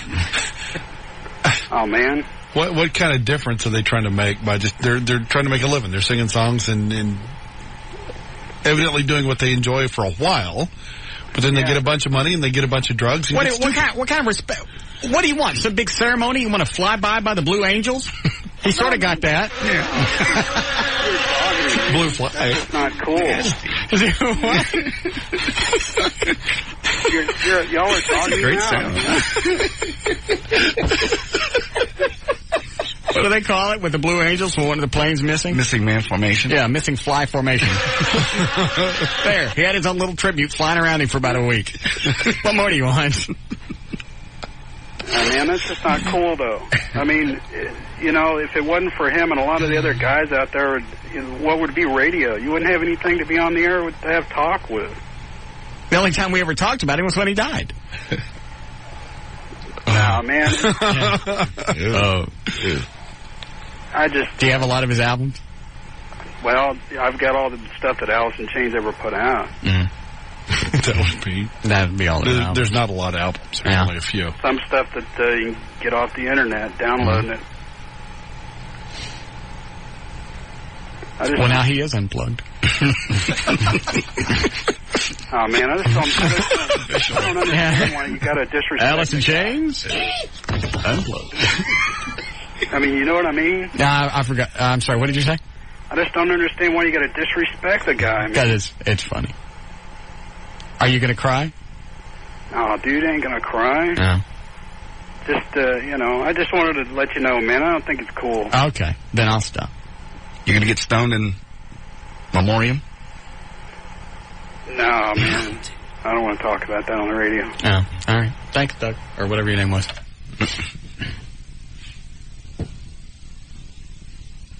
Just like anybody else.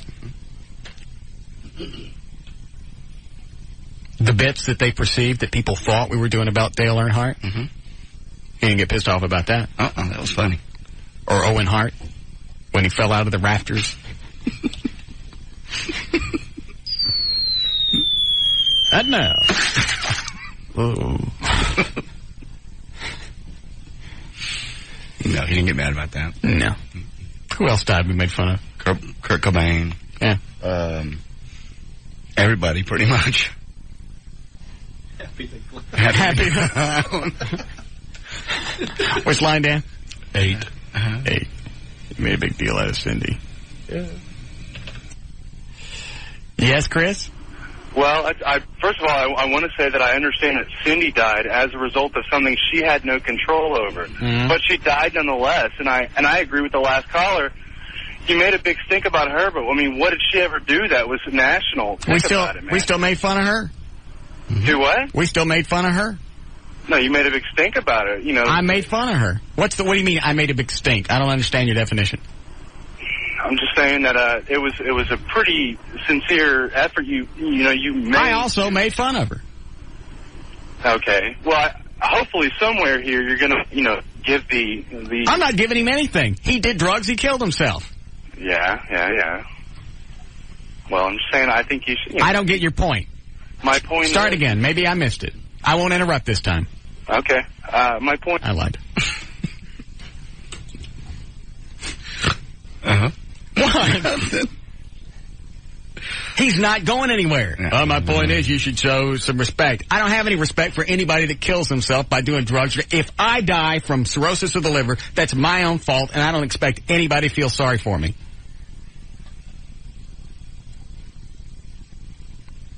What Cindy had was some kind of weird... That didn't make any difference. We made fun of her, too, and the weird... And you're preaching. Weird Screeching outfits that she used to wear. I have no idea where she gets some of that stuff. She came to work one day at the Eagle, and she was wearing leopard print leotards. Whatever the whole thing is called. Top and bottom with little fur-lined cuffs. I know. It's like, did you roll a whore? Where did you get that? I'm sorry, I've never seen anybody that wasn't a prostitute that wore something like that. Yeah. And she'd go to a concert, David, it'd be even more bizarre. Oh. Chains hanging off of her. Yeah.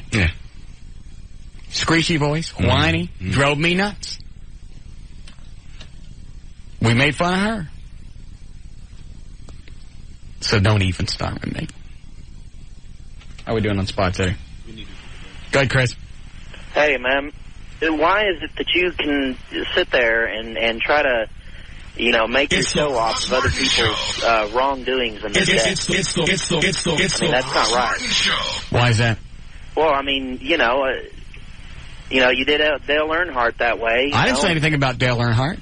No, you didn't, but, you made little cut outtakes and everything on the radio. I didn't say that was about him. Well, Did I? It's funny that you did it right after you, would mention it. I think it's sad that you'd put those two together, but that's another story. Well, So you don't like it when we make fun of people dying? Well, I mean, it irritates me that you're going to sit there and try to make, your living off of somebody else's death.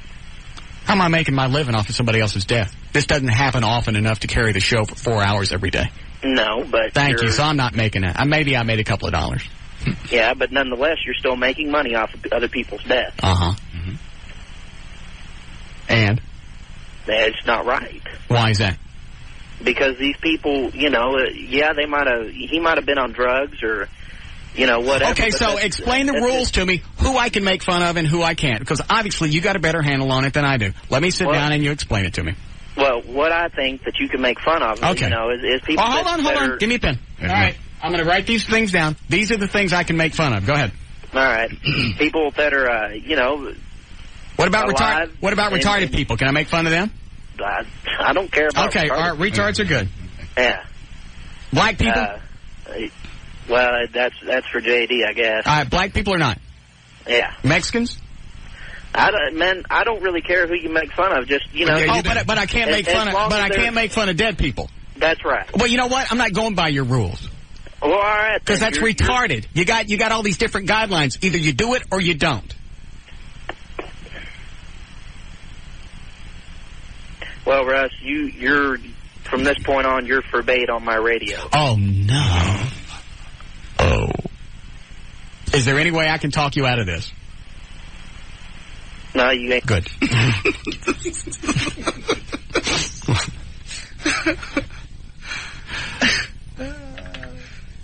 Hello, Diz. Yeah, Cecil? Bruh. Cecil. You got problems, I love bro. that name, Cecil. What's the problem, Cecil? You, dude, you're going to have bad karma. You got a bag on everybody that dies. It don't matter how they die. That's right. And the way Cindy got them pants from your mama, them leopard ones, because, you run your mouth about everybody because you're over the radio. Yes. You're over the radio and you talk about, oh, Daniel got my back. Everybody's got my back. But watch, it's going to catch up with you one day. Well, Cecil, if you feel so strongly about that, why don't you just come on up? It's going to catch up with Cecil, you one day. Cecil, I just asked you a question. Cecil, nobody's come up in a long time. Yell at me and hang up Cecil, on everybody are like you still on that? You can't handle it. All right, you're gone. I gave you the opportunity. If you want to shut up, while I'm talking, and then we'll talk back and forth. Russ. All right. You think you're the Messiah. I am. Who called? You know what, Cecil? Stop and think about it. Who called who? You called me. I didn't call you. Watch your mouth. I don't have to do anything that you want me to do. Do you have that? Do you get it, Cecil? Cecil, you can bag on people. I can. I do every day. Yeah, that's why your ratings went down. You were crying last week on my radio show, or 2 weeks ago. My ratings are down. And you wonder why. And you think that's why? Well, Cecil, then flip it off. Go away. You can't. Oh, I can, too. No, you I haven't can't. listened to you. I've been listening to freaking Eagle, and I hear you bagging about Lane, so I flipped it, you know? Oh, yeah. Oh, you just happened to tune in when I was talking about Lane Staley. What an effing coincidence. How strange it is you just happen to flip across right then. Cecil, I go through idiots like you 800 times a day. Hey, you're nothing more. You're new. No, you haven't. And now you just cussed, and you're gone. Oh, bye. Bye. Mm-hmm. It's always the same thing. Mm-hmm. What? That's a really long one. A long what? Break? Yeah. He was just getting warmed up. When you talk about something they don't like, that's when they come out. Oh, yeah. Make fun of Lane Staley. That's not right. I'm glad he's dead. Let's have some kind of Lane Staley party tonight. Okay. Let's go bowling. Do it. There's some kind of lane tie in there someplace. Yeah, I can't think of anything. There's something there. Bowling Lane Staley. Something. We'll watch Lord of the Flies. There's something here. Lane Staley is the new Lord of the Flies.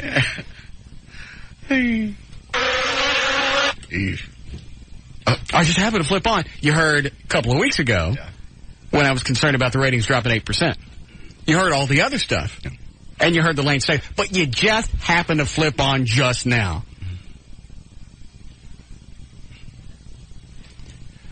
It's amazing. What is it, David? David. Hello? Yes? Yeah. Mm-hmm.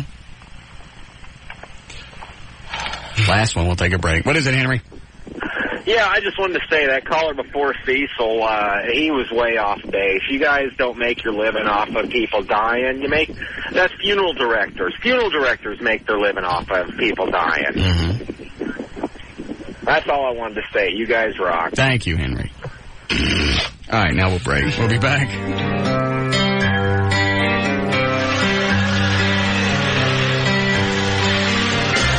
More of the Russ Martin Show coming right up.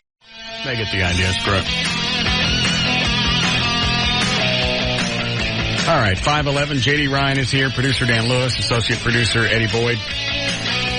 Jonathan Dodge is in the thing. You calling that chick back, Dan? You know, the guy that just called and said the girl said she was gay and didn't want to go out with him? Right. Dan said she called back. Oh, she did? Yeah. He's getting her on the phone now. Got her name. The other side of the story. Yeah, because you know it's going to be something. Mm-hmm. All right, first of all, like always, I figured it was somebody trying to hose us, so I asked her to play the message back that you left. Oh, okay, good. And she played it back on the answering machine, so it's definitely her. All right. Her name's Kelly. I thought her name was Allie. We weren't going to use her name on the air. I didn't know he had. So. Oh, yes, he had. Oh, I'm sorry. We didn't use your last name, though, Kelly. What? Never mind. So what's the story? What was his name, John? John. Yeah, what was the story with John? You met him where? I'd gone out with my friend one night, and I had met him at a bar, and I was talking with my friend most of the night. And which bar was it? The tattoo thingy? What was that? Which bar? Tattoo bar. Okay. I met him there, and we didn't really talk that much, but I talked a little bit to him. You approach him, or he approached you? No, he came up to us and asked. We were at the picnic bench, and he asked if we minded if he sat at the bench. Was there a picnic bench no, at a bar? What was that? I guess they have an outdoor area? Yeah. All right, go ahead. All right, so he comes up, and he wants to sit down. You said, yeah, and then what? Yeah, we probably sat there for about an hour talking to each other, and he started talking a little bit, and he seemed very nice, and I told him that he was a nice guy and was cool, and he asked me if I wanted to hang out sometime. I was like, well, maybe I'll come up here another time, because he told me he's a regular there. Yeah. And how did he get your home phone number? I gave it to him because he wanted to know how to get a hold of me to come to know when I would be at the bar. And I figured a problem right there. There was no harm in that. That was not a good idea. Right. And I know that, and I can't take it back. But is he a cute guy? I'm not attracted to him, but okay. Well, why did you give him your phone number? I hindsight, I just thought it would be maybe somebody to hang out with if I decided to go down there by myself because... Well, you realize by giving him your phone number, that means I want to go out. Yeah, but I also told him to his face, like... That doesn't make any difference. And after the fact that I'm not interested romantically with to be romantic with anybody. Guys don't hear that. I know it's my fault for giving him his number, number. How old are you? I'm 22. Okay. And you let him lay in your bed? We sat there. Okay. It was like we're watching a movie. My TV is like right in front of my bed. Why did you let him come over? Not only have you given him your phone number, now you're letting him come over. Well, this is my stupidity, and it will never happen again, but I let him come over because he'd been calling me every day, and I figured maybe if I went out with him one time, then that would be cool, and that'd be it, and I didn't want any more. And I told him that night, as well as the other night, I was like, I'm not interested in you at all. But I want to see you again. Why don't you come over, and we'll watch a movie at my house? Well, we just ended up doing that because there was no movies over there, and it was raining pretty hard, and I didn't want to be out in the weather because it was, like, really bad outside. You realize part of this you asked for. I know that because... Why? And I don't understand why. You just couldn't say, no, I don't want to go out. Yeah, I shouldn't have said it. Why didn't you say that? I shouldn't have said it probably because I wanted to be nice, and I didn't want to really blow him off like that.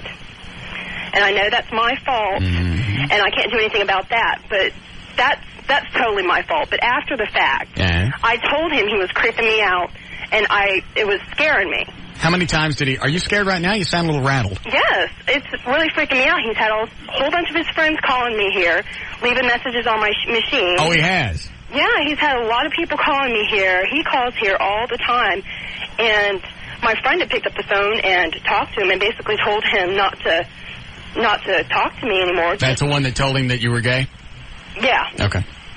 And it's funny, you're right. This guy's wigging me out because even after, first of all, you blew him off, and most guys should get a handle on that, but they don't. And then your roommate says, hey, she's gay, and he's still calling asking for advice. What should I do?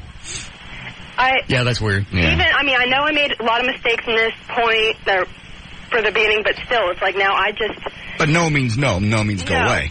And there's no way right now. I mean, I'm scared to the point where I was thinking about calling the cops. How many times has he called since... when was the last time you saw him? That night. I haven't seen him. He just keeps calling and keeps calling. Maybe he could call in. Hold on a second. Dan, check those other two, the other lines that are ringing. I see he's talking. Hold on a second, Kelly. Okay. I got it where? What is it, Angela?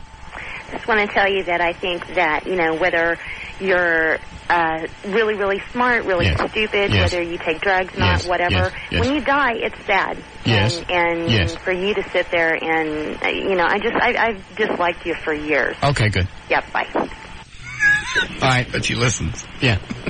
Is that John on line 3? Oh, perfect. Oh, God. All right, John, what's the story here?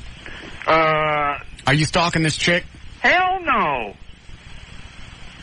Hell no. Why do you keep calling her if she says she don't want to go out? What do you mean, why did I ain't called her since, like, freaking Wednesday. Why are you even concerned about what's going on? She don't want to go out, and she says she's gay. Why is it still in your mind? It's not in my mind. Yes, it is, because you even called me about it. Okay. I don't care, basically. Yeah, you do, or you wouldn't have called me about it. Well, I don't care if she's gay. Why do you want to hang out with her? She says she doesn't want to go out with you. Well, hey, cool. Whatever. Well, why when she told you that wasn't enough? She never told me that. Kelly, did you ever tell him to go away?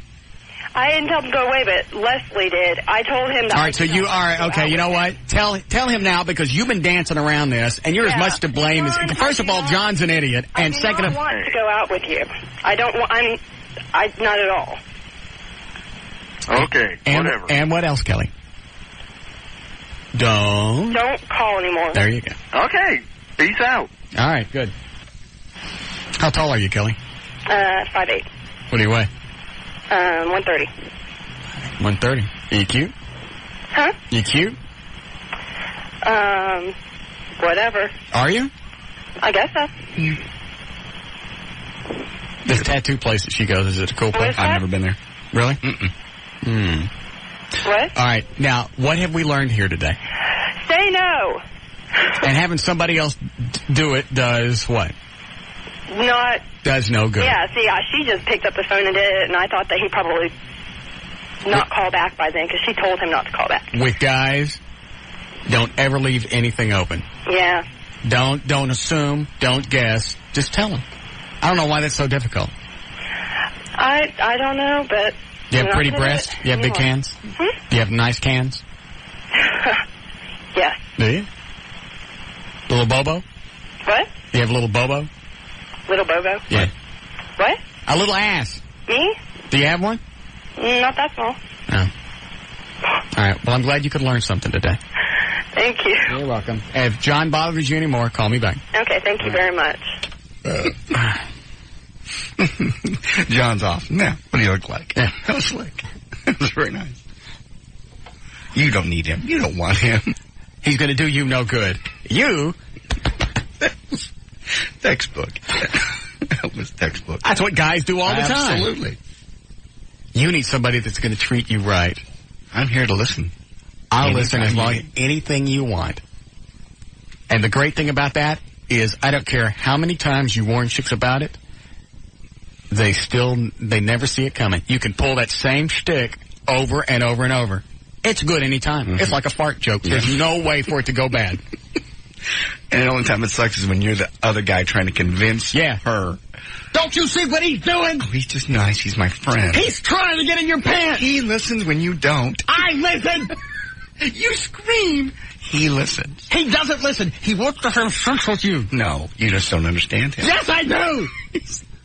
He's not that kind. He's not like you. He's not that kind of guy. In fact, I'm going to see him right now. And I'm going to tell him he yelled at me. That's what they do. They yeah. do. Okay. My dad likes him. What was he doing at your house?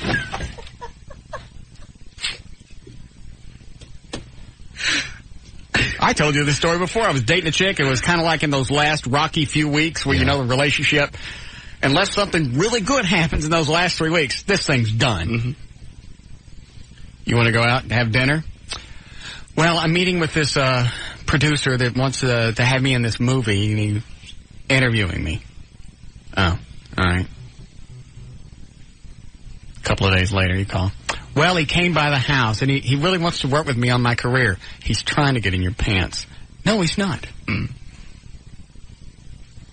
And I know damn well that little slut probably banged him sooner or later anyway. Yeah. Are we behind Bad Eddie? Yes. All right. Yes, Andrea? Hello? Yes. Who is this? Russ. Hi, Russ. Mm. Hello? Yes. How are you? I'm fine. What do you want?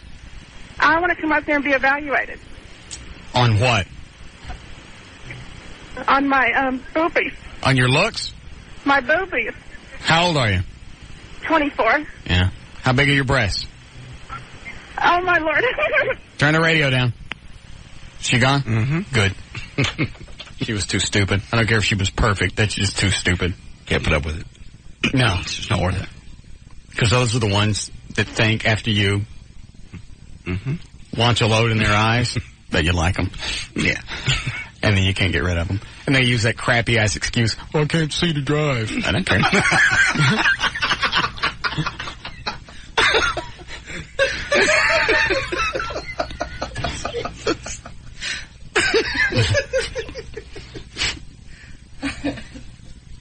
Narcissistic bitch. All right, we'll be back. More of the Russ Martin Show coming right up.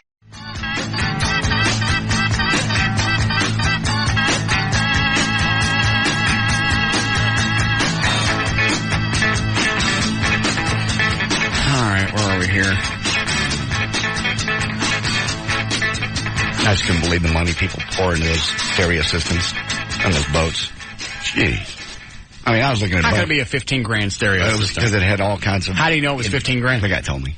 It was. They had a show. Why would you tell These anybody? Were showboats. Why would you admit to being stupid enough to spend 15 grand on a stereo? It wasn't his money. They were showboats. They were Donzies. They were out. They had which is about $100,000 boat. And he said, yeah, you know, we've added this and this and this, and so these are brand new boats. They're trying to sell out at Little Pete's out on the Lewis Grapevine. Anyway, they had a bunch of boats out there, real high end stuff. Yeah, beautiful. Good. Yeah, I forgot what I was going to do here. It's the last time we did news. We're about due, aren't we? Mm-hmm. We did it about 4, I think. Oh, I forgot to read Brumley's column Sunday. Did anybody look at it? I didn't. Dan, did you print out Brumley's column from Sunday? I don't have it printed out. I'm sorry. I can in just a moment. I'd like to see what quote he used. Okay. Go through the link on my website. That'll be the quickest way to find it. Under Read to Brumley. All right. Grab this and we'll start news. Go ahead, you're on the air. Hey, Russ? Yes, sir. Zoo World, back in the 80s, they had a Porsche there that had a $60,000 stereo system with a front and rear radar. What is it that costs so much? I mean, is it the amps? The speakers? I think it's a little bit of everything. They took the back seat out and put in the big 20-inch woofers. It was unreal. I've seen kids do it. I was like, you know what? If you're doing that instead of drugs, blow your ears out. I don't care. Sure. Okay, thanks. But they literally had this boat out in the lake, and you could hear the thump from the stereo. And, you know, and those boats are loud to begin with. And so they're roaring across the water, and you hear boom, boom, boom, boom, boom. What is your point? All right. Dan, I got it. All right, I'm sorry. It took so long. I couldn't get it to come up. Clear Channel exec out after Rocky era. Sure's handling of KEGL, KZPS, others, a real head scratcher. Good headline. Mm-hmm. One of the more volatile tenures in Dallas radio management came to an end last week. Tom Shure, Executive Vice President and Market Manager for Clear Channel Communications in Dallas, is out. In his place, with the title Regional Vice President, is Brian Purdy, who has spent the past 7 years as General Manager of several Clear Channel stations in Houston. What's odd about this is that no one from Clear Channel, either in the official news release or interviews, has said or will say a word about what future, if any, Mr. Shure now has with Clear Channel. There's a reason for that. Mm-hmm. He doesn't have one. You must just be reveling in this. Me? Yeah. Oh, I am. Every day that I think about him sitting there, I gotta sell my house. Mm-hmm. I gotta relocate my family. I don't care. That's what you get for jacking people around. If they go in, they do a decent job, pay them. If you're not going to pay them right, at least say, hey, you know what? I'm not going to give you any extra cash, but I appreciate the job you're doing. And I'll tell you exactly why he never gave me any compliments over in that building. Even when we took the ratings to what they were. Didn't come out of his office, didn't say anything. I got letters from old GMs that sent me letters, hey, congratulations. Right. Nobody thought you were going to make it, blah, blah, blah. Right. And in each and every one of them, I would say, we've been very fortunate. We got really lucky the way the ratings turned out. So it wasn't an ego thing to where, yeah, I did it and I knew it was going to happen. I didn't know what the hell was going to happen. People had no reason to come back. What point was I going to make? Oh, he never even came out of his office. And the reason he didn't do it, because if he did that, then you would take that as leverage and think, well, I'm going to ask for more money when my contract comes around. Right. I won't stroke him and he won't think he's worth anything. Right. You know damn well that's their management, his management philosophy. No thank yous, no nothing. Reed Reeker, on the other hand, goes out of his way to give quotes to the newspaper and quotes the rating success of this show as nothing short of phenomenal. And he does all sorts of nice stuff for you. Just from time to time for no reason at all. Takes you out to dinner. Took us to dinner Friday, which, by the way, JD will never go out on again. What? I didn't drink too much. Finish the article first. Yeah, let me finish this. No, you didn't drink too much. Wait a minute. Did he have a lot to drink? 2 double vodkas. No, they were singles. I had 3 singles. Let's be accurate. I had those 3. Were awful big glasses for a single. What were they mixed with? You were standing right there when I ordered. There were 3 singles. All right. Instead of 2 doubles, it was 3 singles. Okay. So he had over 2 hours. Yeah, whatever. And some food. But it doesn't take you much to get twisted. Nah, but I don't think the things you were saying was alcohol induced. Okay. And I don't say this to be ugly. I just think you're a dumbass. Why? We'll get to that. Oh, good. I can hardly wait. Where'd I leave off? And you didn't even get the clue when Dan took the napkin and shoved it in your mouth. I quit talking. I started watching the ball game. Like, whatever. Don't want my opinion, don't ask. We didn't ask your opinion. You jumped in. You were just jumping in, throwing it out there. So instead of just arguing with Reed, I had to argue with you, too, because you were taking his side. And at one point I went, why don't you check his prostate while your head's up there? Just my opinion. But it's a stupid one. Why? I'll get to it We'll in a get second. to it, okay. In an interview Thursday, Mr. Schur said he was optimistic about his future with Clear Channel. Oh, hold on a second.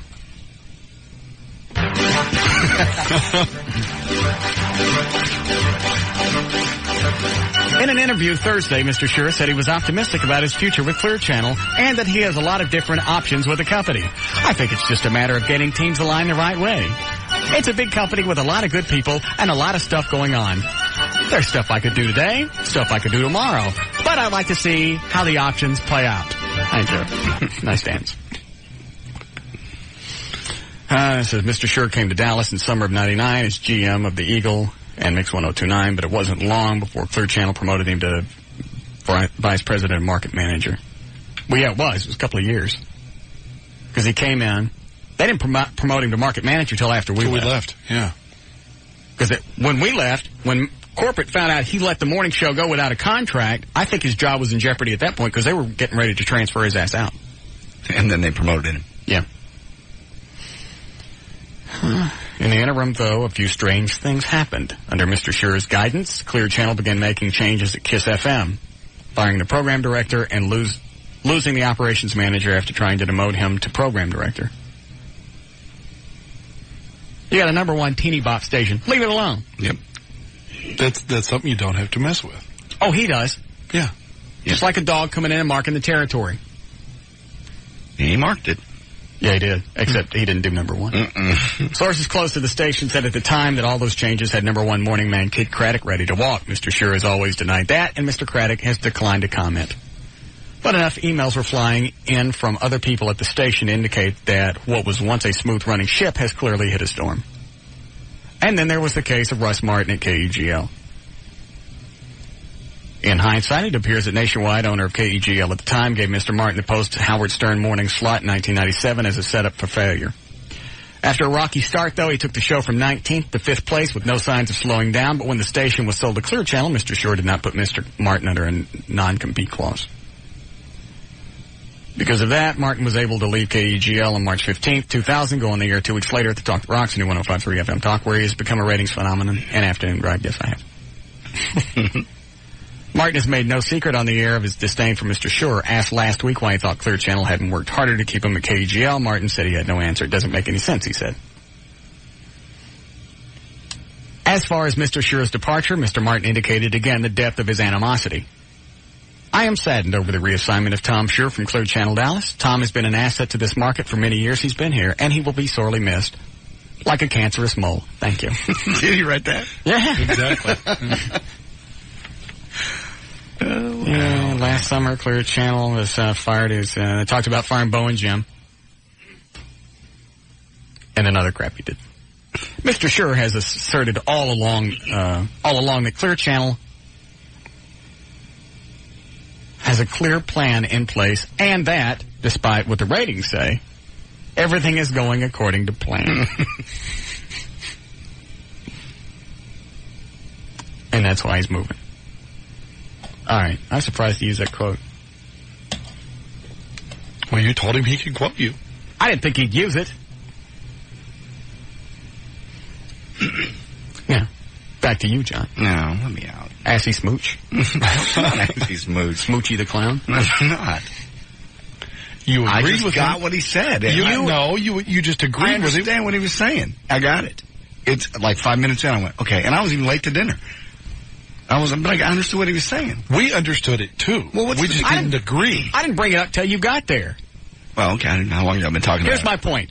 Is first of all, we were talking about the foam party, and Reed goes, I want to do this, and I don't want the station to make any money. Let's just do it. Right. Okay? I said, that's fine. Mm-hmm. Station doesn't make any money, then we don't need to make any money.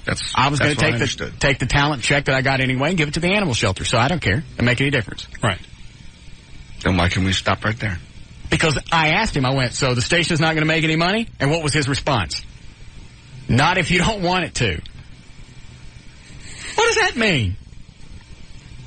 I just got the fact that he said, if the station makes money, you guys will get paid. If we don't. He didn't say that. I think he did. No, he never came out and said that. He never came close to saying that. Not if you don't want it to. Here's what he said.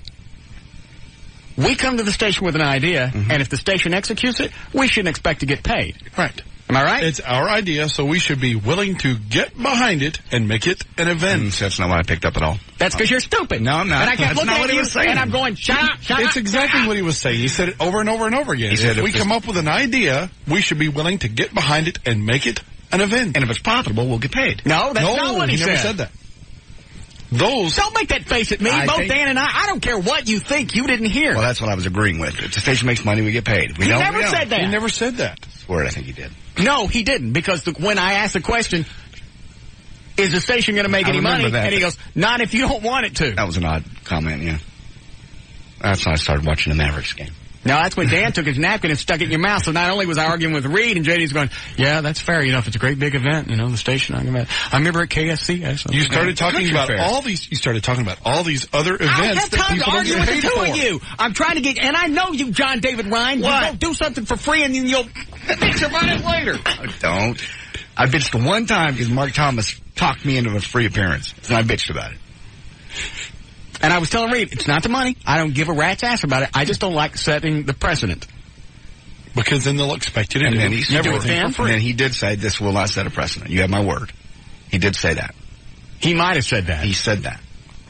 But my point is, if I'm going to give the money to the animal shelter, I want to have that option. Oh, and then JD, Mr. Ass Kiss. I was just giving my opinion. I know why you ain't got no gray. Don't invite me to dinner anymore then. You won't be. Okay.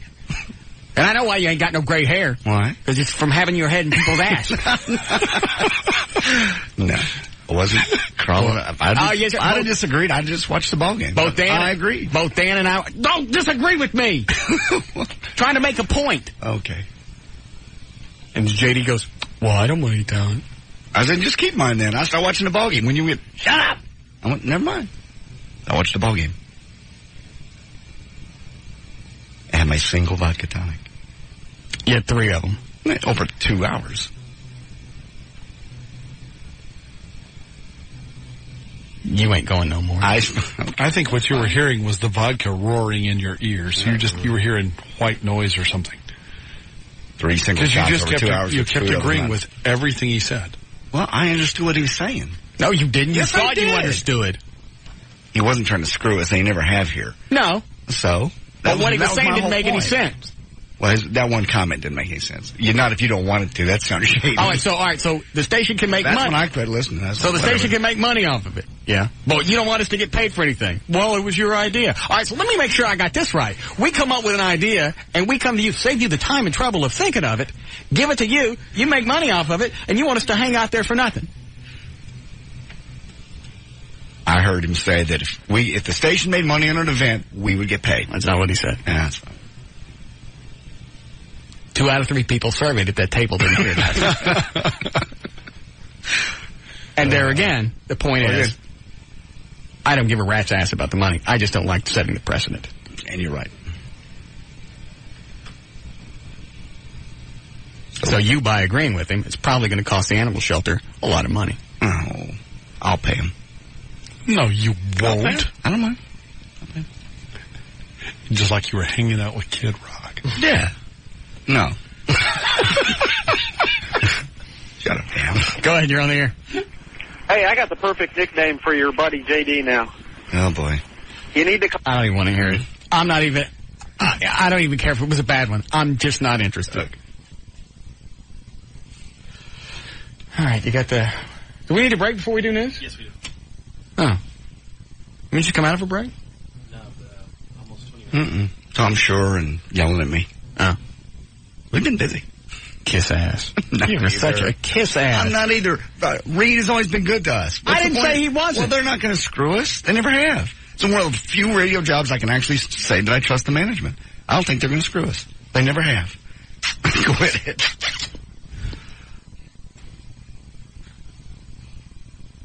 Yeah. You don't get to go to dinner no more. Fine. Don't like to eat late anyway. You guys just go. Good. Don't even tell me about the next one. And Bob McNeil, I got Reed to deal with, and Bob McNeil's telling me I can't get a Harley. Why? Even if I was going to get one for free, which I'm not. Yeah. Because there's something in my contract that says, it's not a danger clause, but that's putting yourself at risk. Yeah. Doing stupid things. Entering into, dangerous, I don't even know how it's worded. Mm-hmm. And he thinks that would breach my contract, getting a Harley. It might. How would that? Because it's dangerous, right? It's an accepted mode of transportation. I guess. I think by dangerous behavior, they mean like parachuting or that's what I would mountain assume. Climbing, something like that.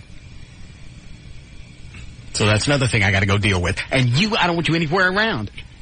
Yeah, Bob, you're right. Eh? And Bob, I should probably get that motorcycle because if I die, no big deal. You're right. Shut up, Dan. You said it. All right, we get a break. We'll be back. Kiss ass.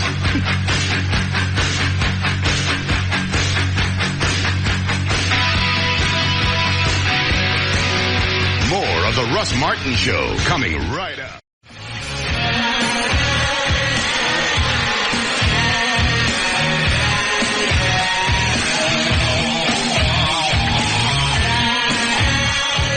Little angels coming to take Lane. Lane Staley away. all the rock stations are playing bits of the songs, going in and out of segments to this little tribute. Oh, they're playing rock blocks of Alice in Chains, Lane Staley stuff. And we're doing it so we can play a fly noise. Little angels. So you getting the Harley or not? No. You're not? That wasn't bad. No. Then what were you talking with the sales guy out in the hall? What?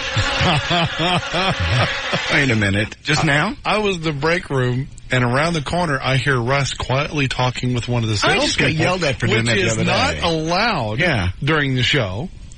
Well, you guys don't listen to me. You do it all the time anyway. I stopped. You said not to do JD, it don't anymore. stop. Don't change the... Don't change the focus here. Wait a minute. This was about, you guys were talking about you getting your Harley. This was about the show because Jason said Dr. Tylock, the eye zapper,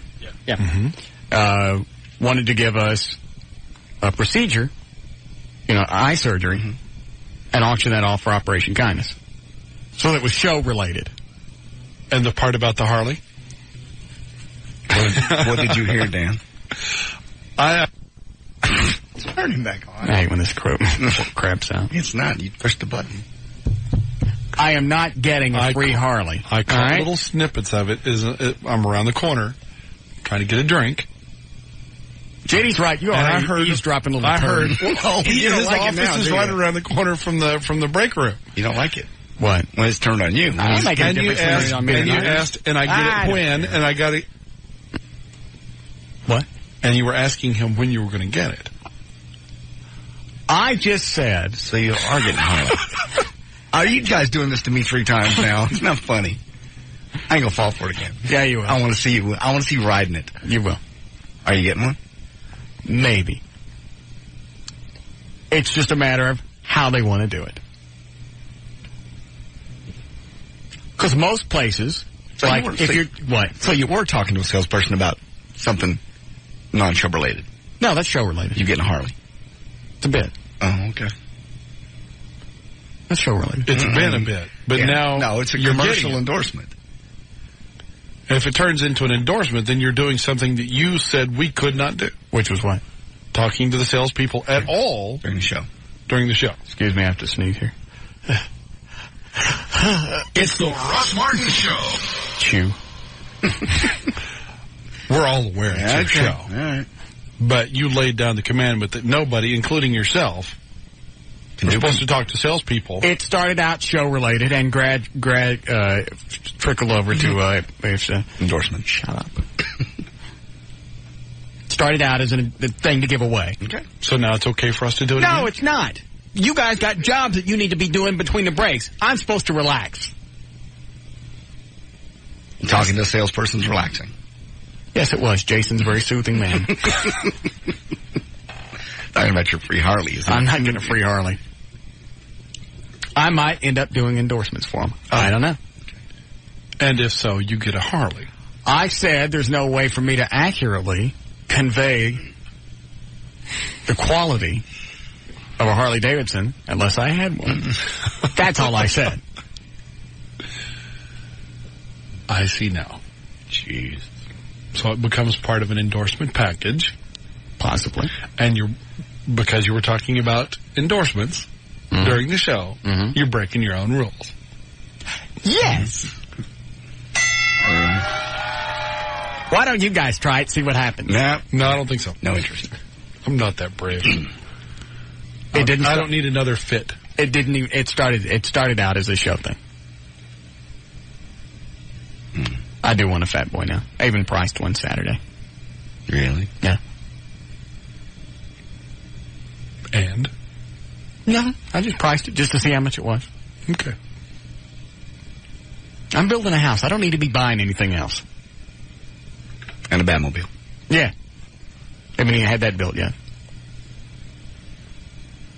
I'm falling into the same trap that a lot of jocks do is you start spending a bunch of money. Then if you lose your job, you can't afford what you got. But the good news is you bought everything with cash. So right. And if I got the Harley, you're liquid. I would take some of my savings and write that, just pay for that so I don't have to worry about a monthly thing or anything. Right. That way if I ever get fired, everything's paid for. All I got to do is have a yard sale and get rid of it. Sign everything by Elvis and sell it. Oh, I didn't tell you this. Went and saw my dad a few weeks ago. Yeah. He's having a garage sale. Oh, okay. He don't sign stuff autographed by Elvis now. Why? Because he signs it something else. What does he sign? You're kidding. Russ Martin? Yes. Your dad is he's making money off of me now. That's pretty funny. Sign it. And he's got stuff. You know, I missed that. I was answering a call. He's doing what now? My dad, instead of signing stuff, in the past, if he had stuff that wasn't moving at his garage sale, he'd just start signing Elvis on a bunch of stuff. Right. They make what a different, 45s, hammers, water picks. It doesn't make any difference. He signed Elvis on it. People go, geez, Elvis, a water pick. For $1. For 28 cents? That's good. I'll take it. Now he's signing your name. Yeah. How much for those Elvis gloves? Now you got the Russ Martin signature series of products. And he can sign anything. And he's seen my signature since I was a kid, so it's not hard for him to duplicate it. And he's just signing everything. Pieces of tile. Gotta give it to him. Here's one. My boy laid this one. Yeah. In a plant my son had when he was a kid. Sign the leaves. Dang. Here's a dog. Autograph. Go ahead, Corey, you're on the air. Hi, Russ. I was calling to ask you about the Tom Shore situation. Yeah. In your opinion, how is it a guy that just plain stuck at his job and didn't really know what he was doing was able to keep that job as long as he did? That's what I don't understand about the whole situation. You know what? I don't have a cute answer. I don't have anything. I can give you the real answer. Go ahead. Well, the real answer is because someone in corporate promoted him. So if you turn around and fire him immediately, the person that promoted him looks like an idiot. So they try to protect somebody that they've promoted as long as they possibly can. That way it doesn't look like, they made a bad hire. Well, he had screwed up before they promoted him. Yep. They put him in as GM of the Eagle and Mix. Mm-hmm. They put that, whatever that thing is that's doing mornings on the Mix. What's his name? It's Jeff something. Doesn't make any difference. Oh, I think I'm 2 morning shows behind. I was thinking Alan Cable. No, Alan Cable's gone. Okay. Alan Cable was a nut. Yeah. And they put the Jeff thingy on. I think he was one of Tom's buddies. Okay. Well, so he's hiring his friends. Yeah. Yep. Fat, sweater vest wearing turd. Bald-headed. Mm. And then he decides he's going to upgrade his image, gets rid of the sweater vest, starts getting wears a beret, and grows a goatee without the mustache part. How bizarre. Yeah. And that's cool. Yeah. That's going to get the chicks. Yeah, no doubt. But anyway, he screwed up as GM. Why they promoted him from GM to market manager, I got no clue. Mm-mm. Unless they were just... I don't know. I really don't have an answer. Thanks for taking my question, man. Thank you. Some companies are like that. There's so much confusion in the middle ranks that they just can't seem to get anything done right. And they keep promoting people well beyond their ability to handle their jobs. Yeah, they did that at the Wolf. They hired a program director, which is a complete idiot. Everybody in the building hated him, but the general manager basically protected him for almost 2 years until it finally just came crashing down. But it made him look like he did make a bad hire. Yeah, Mikey? Oh, yeah. I just read this article that in Clear Channel, the Brumley Road. Right. And everything you were talking about was exactly right. I mean, this Tom Shore guy, obviously he didn't get to where he was as an executive VP for Clear Channel or whatever, and then got booted out. But, man, you went from, I had no idea, you went from 19th to 5th place. And that was everything that you were talking about was true. Yeah, I didn't make any of that. And that was overall. That was adults 12 and up. That counted chicks, teenagers, everything. When you broke it down to men, which is what we were supposed to target, we were number one. And we did it without any promotion, advertising, nothing. Has anybody ever come to you, or, I mean, what you're doing? I know you guys all signed new contracts, at least some of you have. Yes. At least I know Russ has. But to do a syndication, is that coming up? Is that... that comes up all the time. And here's the deal. If we don't have to change anything, and we can still do the same stupid schlocky stuff every day and have no direction and no format and no content, then yeah, syndication's okay. But the thing is, and I'll get off the phone or whatever, but the thing is, some of the stuff you guys do, that's what makes us... Never mind, I'll listen and hang up. I'll hang up and listen, yeah. I still don't think syndication would work. Some guy, I think I already brought this up on the air. Craddock stealing our stuff, and he's syndicated. Why wouldn't it work for us? It would. What? What are you mashing? It's the Russ Martin. What about it? You want me to say? What? Okay. I heard this morning. What? I wasn't going to tell you. Wait a minute. What, Dan? You don't think he's afraid that we're going to get syndicated, and he's trying to put his stink on our stuff, on your stuff, before it gets out in syndication? Oh, I don't think so. I wasn't going to tell you this. I heard this morning. Because I was going to... Why are you listening to him? Twist you off. It was after 10 o'clock. Nobody else was on. Oh. Good one. Anyway, he and Kelly were arguing about something. And he said, I'm right. She goes, well, why do you think you're right? He says, I'll tell you why I'm right. And he pushed a button that said, it's the Kid Craddock Show.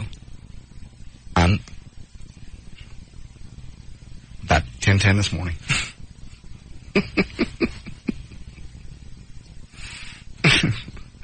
I almost instant messaged you right then, but I thought, no. I have no reason to twist him off.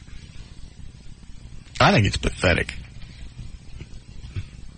I do? Yeah, I'm with you. That's why I didn't email him. Maybe Dan's right. But maybe he's trying to put his stink on stuff, so when we come around and do it, he'll go, they steal it from me. Yeah. I don't see the syndication thing happening. I don't. 95% of what we talk about is, sex relationships, just normal life stuff. 5% is Pleasant Grove and North Dallas and, Billy Bob's.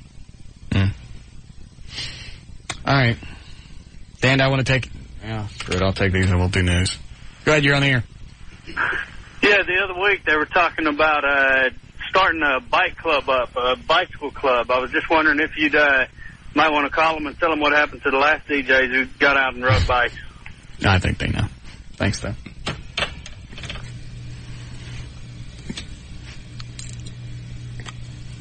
What?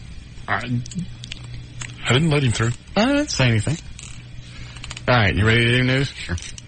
Speaking of bike stuff, you get your Harley. I would like to rent one. We're going to ride some weekend. Oh, they rent them? Yeah. Dan, do you ride? I haven't ridden in probably 20 years.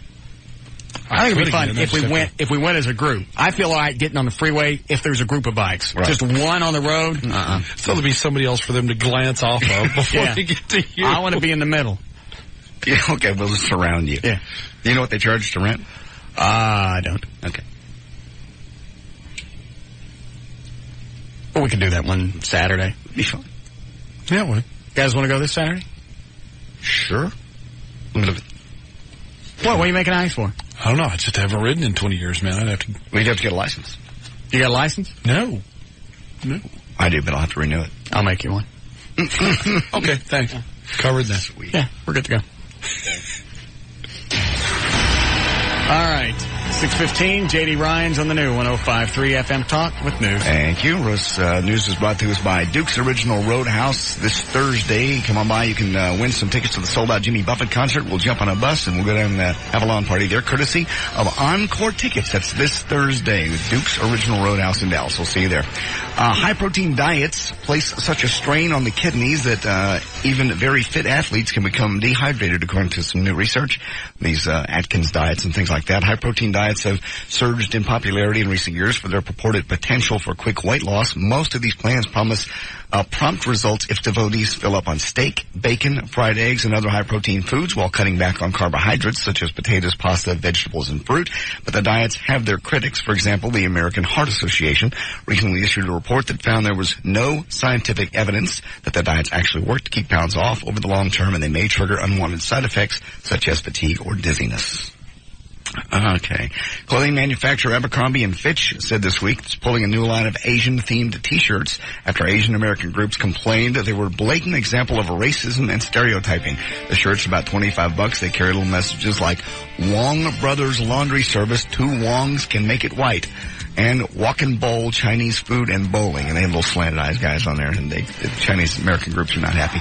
Abercrombie Fitch, what is that? Fitch, there we go. Said, quote, it is not and never has been our intention to offend anyone. So they've pulled the shirts off the shelf. You can't buy them anymore.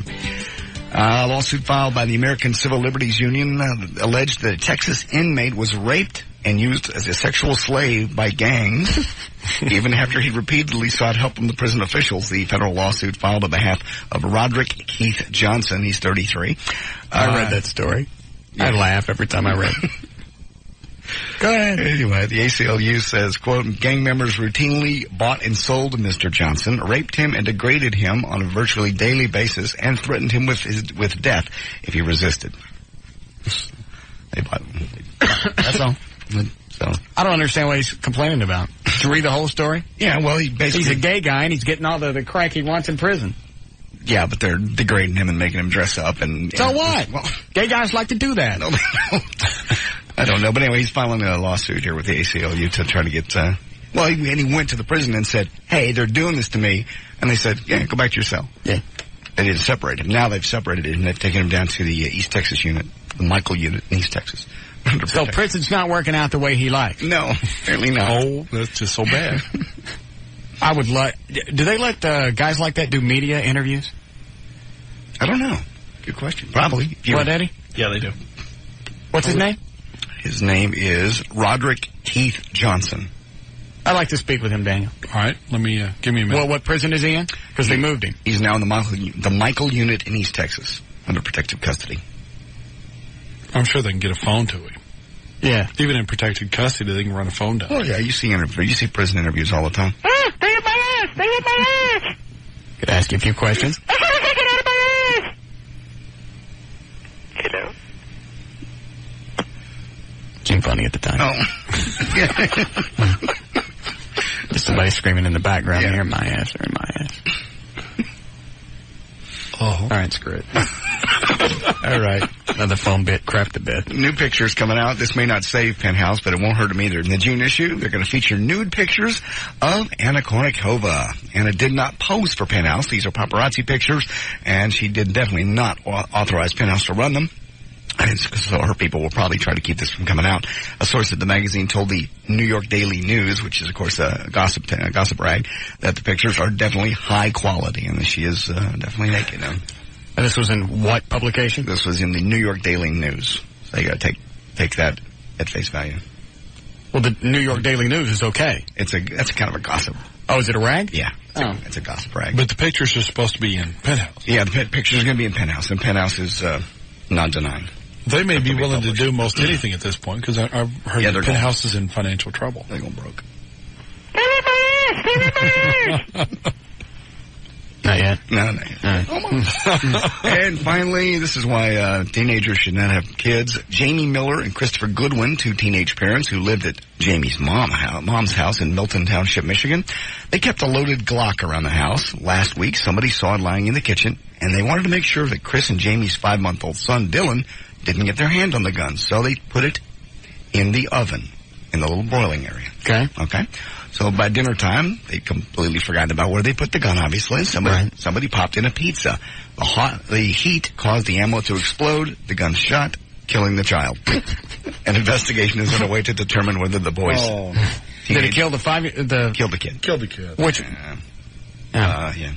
Anyway, the investigation's underway to see if they'll get charged with anything other than stupidity. All right, there's news and information brought to us by our good friends at Dodge. And, of course, the folks at Duke's Original Roadhouse will see you there Thursday to win. You can come out, win tickets, get on a party bus, go to Jimmy Buffett. It's sold out, and it's courtesy of Encore Tickets. I'm J.D. Ryan on the Talk That Rocks Texas, the new 105.3 FM Talk. Tether fork, we gonna tether fork the mother sucker. Tether fork, sucker. How we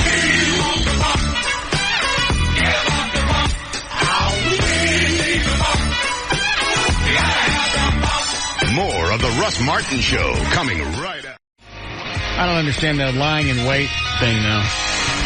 Well, why would that one aspect allow them to ask for the death penalty for Blake?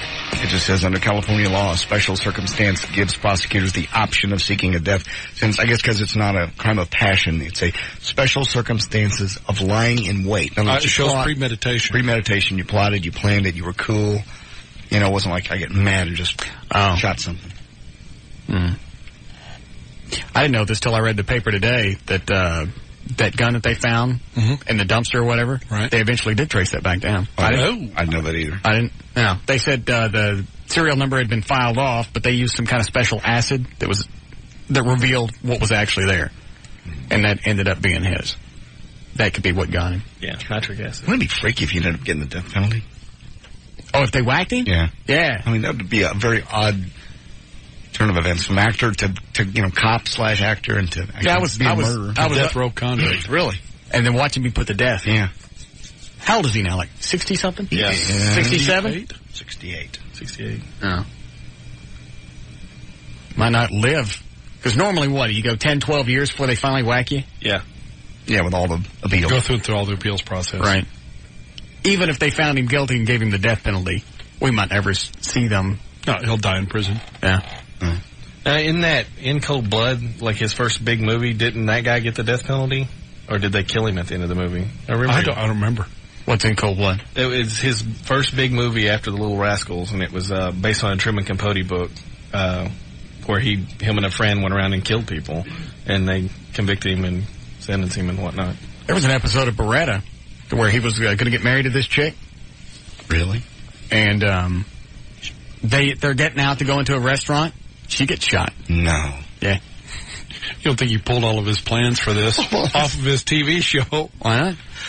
They said OJ did. He was filming a TV show called Frogman, or Frogmen, or something like that. Yeah. But it never got released. But he was filming it at the time, and one of the scenarios was knifing a couple of people to death. Spooky. We don't know. And then Battaglia here locally pleads not guilty today. I just got that. How do you go in front of a judge and go not guilty? Well, I guess if you say you're guilty, you got no chance of a trial. Yeah. What does he say? Not guilty by reason of insanity? It just says not guilty. It says he listed on the phone, or whatever. Called his wife, yeah. Let her hear him kill his 2 kids, right. And he's going to plead not guilty. Yeah, he's going to say not guilty by reason of insanity. That's probably going to come out. I don't know if you can plead that later. I don't know how that works. I think they leave their options open until they actually get into court. And then if he pled guilty, then that would be the end of that. Right. It would just be a matter of sentencing instead of having a trial. And then he goes and gets a tattoo, for his little daughters. Yeah. In memory of his daughters. It says here, at the time of the shootings, Mr. Battaglia said he was tired from a heavy work schedule during the tax season and recovering from a bout with the flu. And he was looking forward to a camping trip with his girls. Then one of the girls basically said, well, you won't be going on a camping trip because Mommy says you'll be in jail. Yeah, the flu makes you kill people. That's when he snapped, yeah. Well, but if they're already bringing that out, that's going to be the defense. I had a kidney infection one time and shot my second cousin. I was just drunk.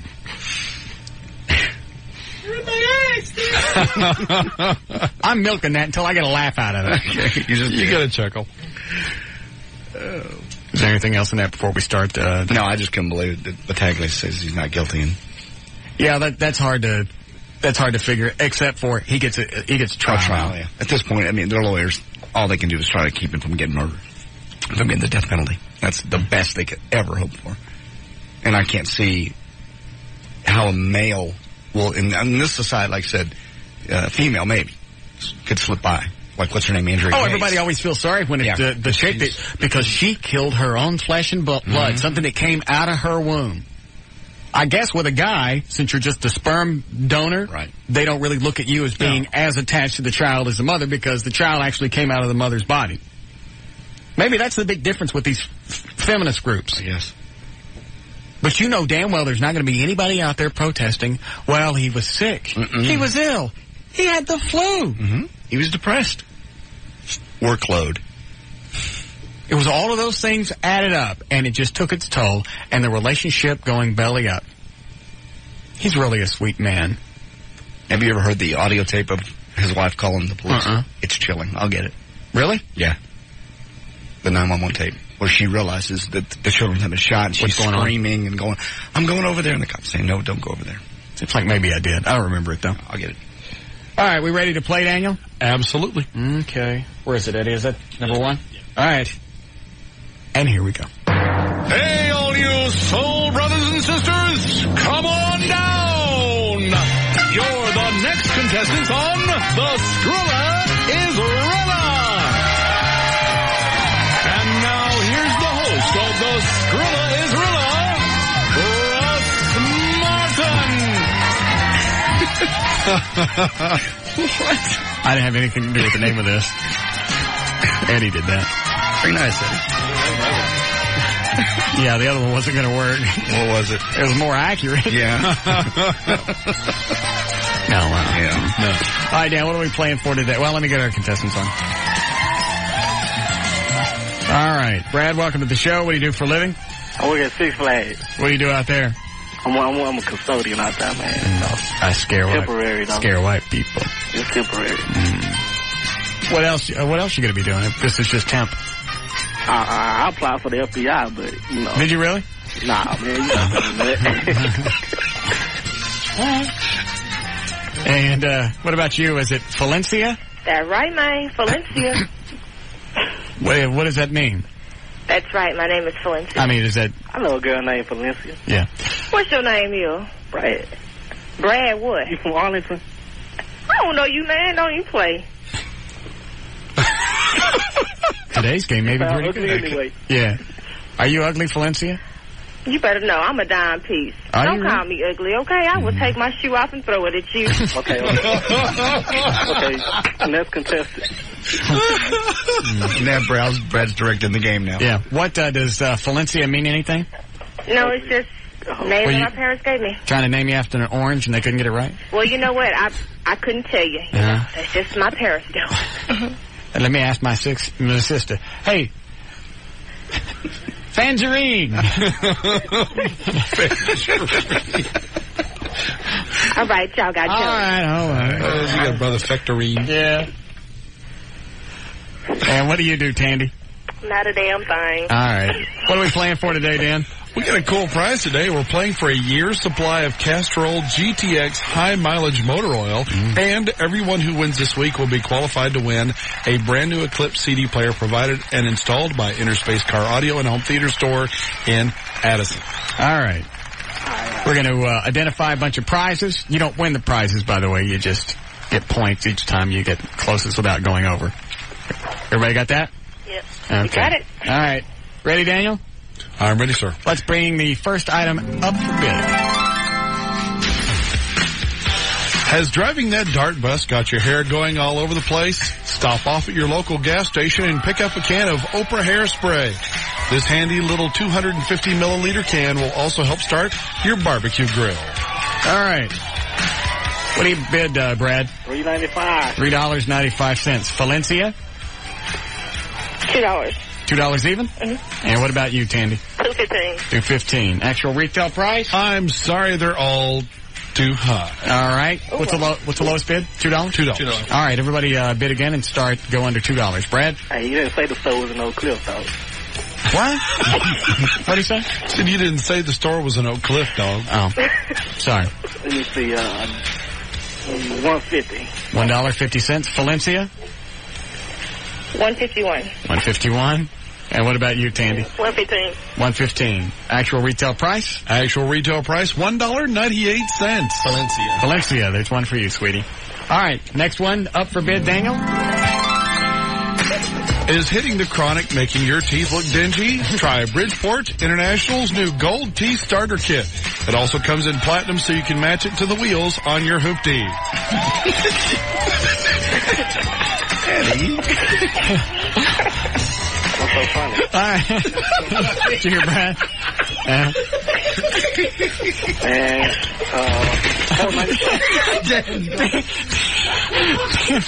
Dan fell out of his chair. Dang. I'm okay. And Brad said, what's so funny? Yeah. All right, Tandy, what do you bid on this fabulous prize? What are we bidding on? All right, Dan, give it to us again. All right, I'll read it again. Yes. Is hitting the chronic making your teeth look dingy? Try Bridgeport International's new Gold Teeth Starter Kits. It also comes in platinum so you can match it to the wheels on your hoopty. All right, a Gold Teeth Starter Kit. What do you bid on this, Tandy? $5.55. $5.55. Valencia? $5 even. $5 even. And what about you, Brad? $4.95. $4.95. No, that ain't what I wanted to say. What do you want to say? $3.95. $3.95. Actual retail price, Daniel? Actual retail price is $49.95. Who is it?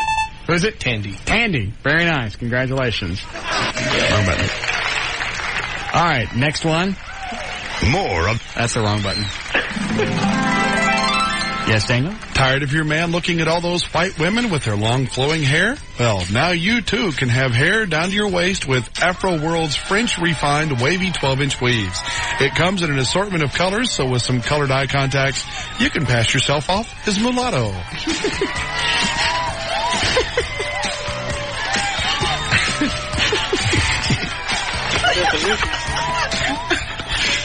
All right. Don't do. All right, Valencia. What's your bid on this? $27.99. $27.99. Well, not even big. What about you, Brad? What do you bid? $14.95. $14.95. And Tandy? Is this the Yaki or the micro? Oh, my God. What is it? What's the question? Is this the Yaki hair? The Yaki hair? What is that? Never mind. Now, what is it? Okay, the Yaki hair is like when you get weave, it's silky. And the other one is like nappy. It's like what? One is nappy and the other one is smooth. That's what she's trying to ask. Dan, which is it? Smooth or Yaki? It doesn't say. It says refined wavy. So. All right, we're gonna figure that smooth. Okay. What do you bid, Tandy? $20. $20 even. Actual retail price? Actual retail price is $28. Valencia. All right. What's the score so far, JD? Right now, Brad has none. Tandy has 1. Valencia has 2. Next prize up for bid? A stylish hair pick by Scunchie could be the most important thing you ever buy. It not only will keep the fro standing tall, it's also a weapon and will hold up to 4 pieces of corn on the cob.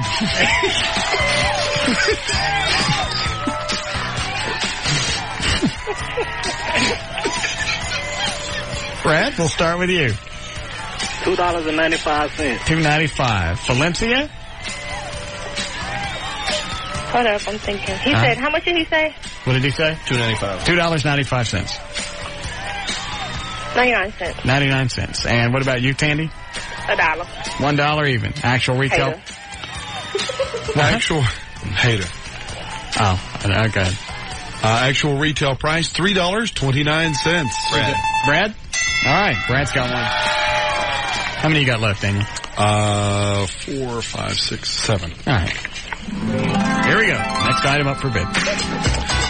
Nothing spells refreshment like a 12-pack of sun-kissed orange soda water. 12 12-ounce cans of pure heaven that will wash down any salsa pizza like nothing else.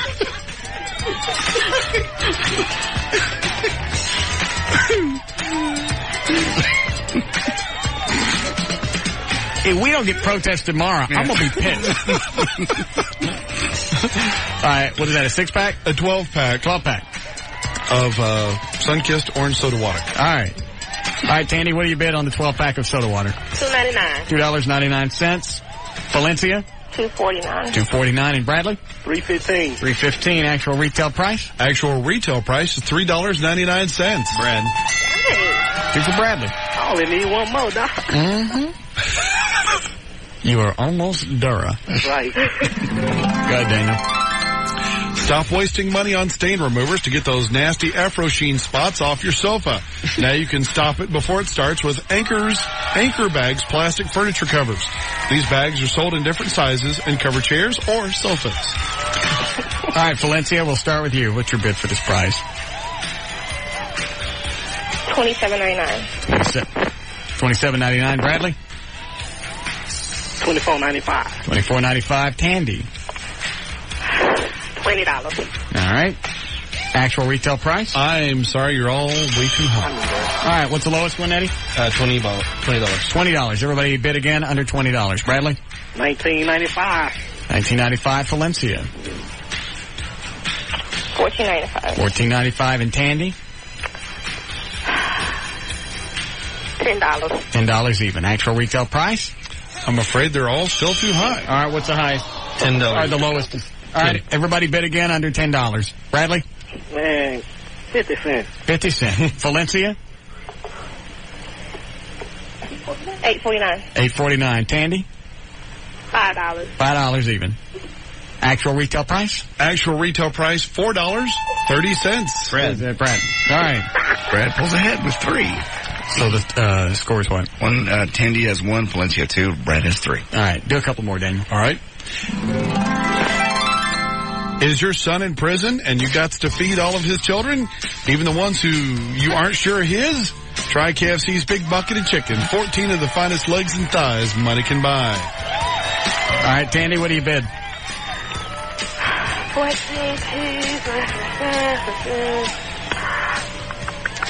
$6.99. $6.99. Valencia? $7.99. $7.99. Bradley? $8. $8 even. Actual retail price? Actual retail price is $10. Brad. All right, good, Dan. All right. We'll see how the next one goes. Oh. More of the I see it, Eddie. I'm sorry. Nothing like a hot summer day of sitting on the creek bank and catching more carp than you'll eat in a week. It's not like you have a job, so stop down at the local sporting goods store and pick up an Uncle Buck's Deluxe fiberglass cane pole. Each pole is 12 feet in length and made with the utmost care. Let the white man do all that casting and reeling in while you just sit back and wait for the bottom feeders to take a bite. Bradley? Oh, man. $39.95. $39.95. Valencia? $9.99. $9.99? Mm-hmm. All right. And Tandy, what about you? $5. $5 even. Actual retail price? Actual retail price, $14.95. Valencia. What's that bring the score to? Tandy has 1, Valencia 3, Brad has 4. All right, Daniel, make this the last one. All right, last one.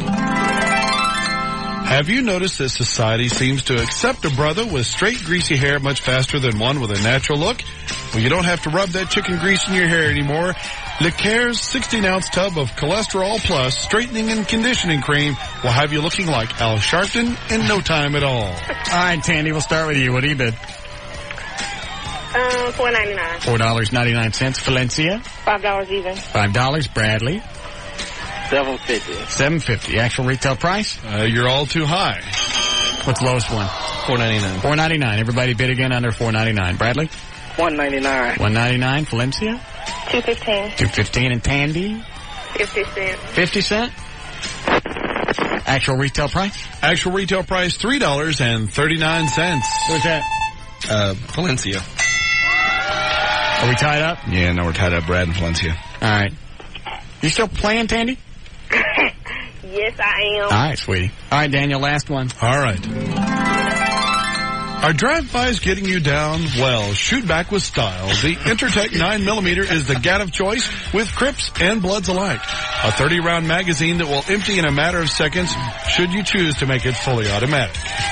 All right, Bradley, what are you going to bid? $455. $455. Valencia? He said how much? $455. 400? $455. 455?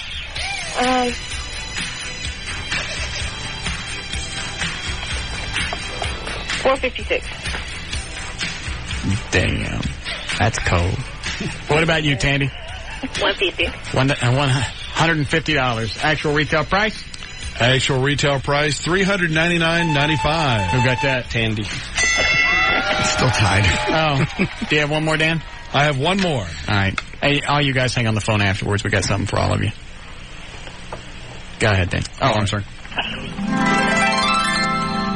Forgot your keys? Well, sure you did. And that white guy who drove that new Porsche in the parking lot was a valet. So why not get in fast and with less damage? Because the car is worth more to Chop Shop if it's intact. Use a Brockage pick gun. It comes with a lifetime guarantee, and you'll be driving that mofo before the man has a chance to know what happened. What do you bid, Brad? $9.89. $9.89. Valencia? $34.99. $34.99. Tandy? $20. $20 even. Actual retail price? Actual retail price, $44.95. What is that? Valencia. Valencia wins. Does she? Yeah. All right, Dan, hold on. Let me get this. Damn it. I ain't want to make time for Congratulations, Valencia. You win a year's supply of Castrol GTX High Motor Oil. Everyone who wins this week will be qualified to win a brand new Eclipse CD player provided and installed by Interspace Car Audio and Home Theater Store in Addison. The new Castrol GTX High Mileage Motor Oil makes older cars feel young again. More of the Russ Martin Show coming right up. How much time we got, Eddie? 4.5 minutes. All right, Dan, you got time to read it. Go ahead. All right. Speaking of Lord of the Flies. All right. Letter from an email from a listener. I just got this. Well, hello for the first time. I have never contacted the show before because I know you guys are busy, as we are. Yes. My husband and I have been avid listeners for several years now and have always enjoyed you guys and the antics that you get yourselves into. Antics. Zany, i.e., kooky. When I heard about Lane Staley being found dead, I didn't think for 1 minute how funny it was or could be. Leave it up to Russ to expound on all of the various ways it is comical. I have listened to Alice in Chains for many years and really enjoyed their music, and I, like a lot of other fans, kept hoping that they would in fact get back together and that the MTV Unplugged show would not be the final performance. But now we know they have become another statistic. It is a very powerful thing that Russ has, the voice to connect with all of the people out there. Yes, I do. He always says that no one ever calls in to bitch unless they don't like something he said or did. Yes. And I guess that I have proved him correct on this one. They're in my ass! They're in my ass! But I think that maybe sometimes... But I think that maybe sometimes what Russ loses sight of is the fact that he also has a very keen ability to alienate his listeners when he goes overboard with something that is very important and very personal to others. I don't care. I don't care. I don't care. Thank you. Go ahead. After all, the listeners are people that back him, and we rarely get the chance to provide feedback. That was my husband, John, that called in with the AC/DC question. Remember about Bon Scott dropping dead? Yeah. I feel it was a very tragic or a very valid point. The circumstances surrounding the situation were tragic enough without Russ's tacky remarks. No, tragic is dying in some kind of car accident or a plane falling on you or a forklift flying off of a bridge and landing in your car. That's tragic. Sticking needles in your arm or snorting cocaine or doing whatever he was doing that he OD'd on, that's stupid. Agreed. That's the difference. Idiot. Is it a bitch? It's a chick. Idiot bitch. All right. And we probably have... Thank you. All right. And we have probably all gone through it, what with music and movies being such a big part of our entertainment value. We'll get back to part of this in a second. I just wanted to say... What, JD? Are we getting to a point here? I don't know. Is there a point? Are they leaving or staying? Hold on. Okay. I just wanted to say hi for the first time and bye. Okay, there's the point. I got it. I think we have decided to change our radio buttons and omit the talk that rocks from our radios.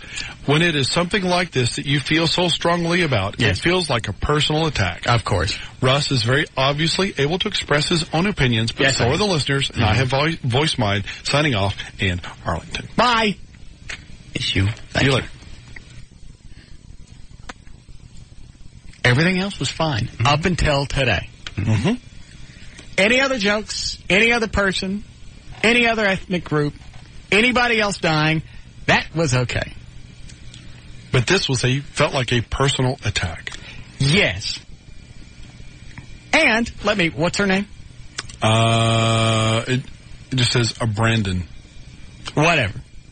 A personal attack is if I call you at home, specifically seek you out of the phone book, call you at your dopey house, let you answer the phone, and then say things to you. That's a personal attack. I hope you understand the difference. What you received was a general attack. World of difference. I know people get attached to bands. Okay, there's a lot of music that I like and I listen to and I enjoy very much, but if the person who wrote it or performed it passes away, that's too bad. Yeah. But it doesn't affect my life in one way. They're just not going to do any new music. I didn't tell them to do any drugs. I didn't make those decisions for them. And the Bon Scott thing, what do I care? I don't give a flying F. I couldn't care less if he drank himself to death. That's his choice. He got to die the way he wanted to. Drunk. That's stupid. Did you laugh when that happened? Had I been an AC/DC fan then? Yeah, I probably would have. That's a result. Those are the chances you take when you stick things in your body that don't belong there. If I die of cirrhosis of the liver, I got it coming.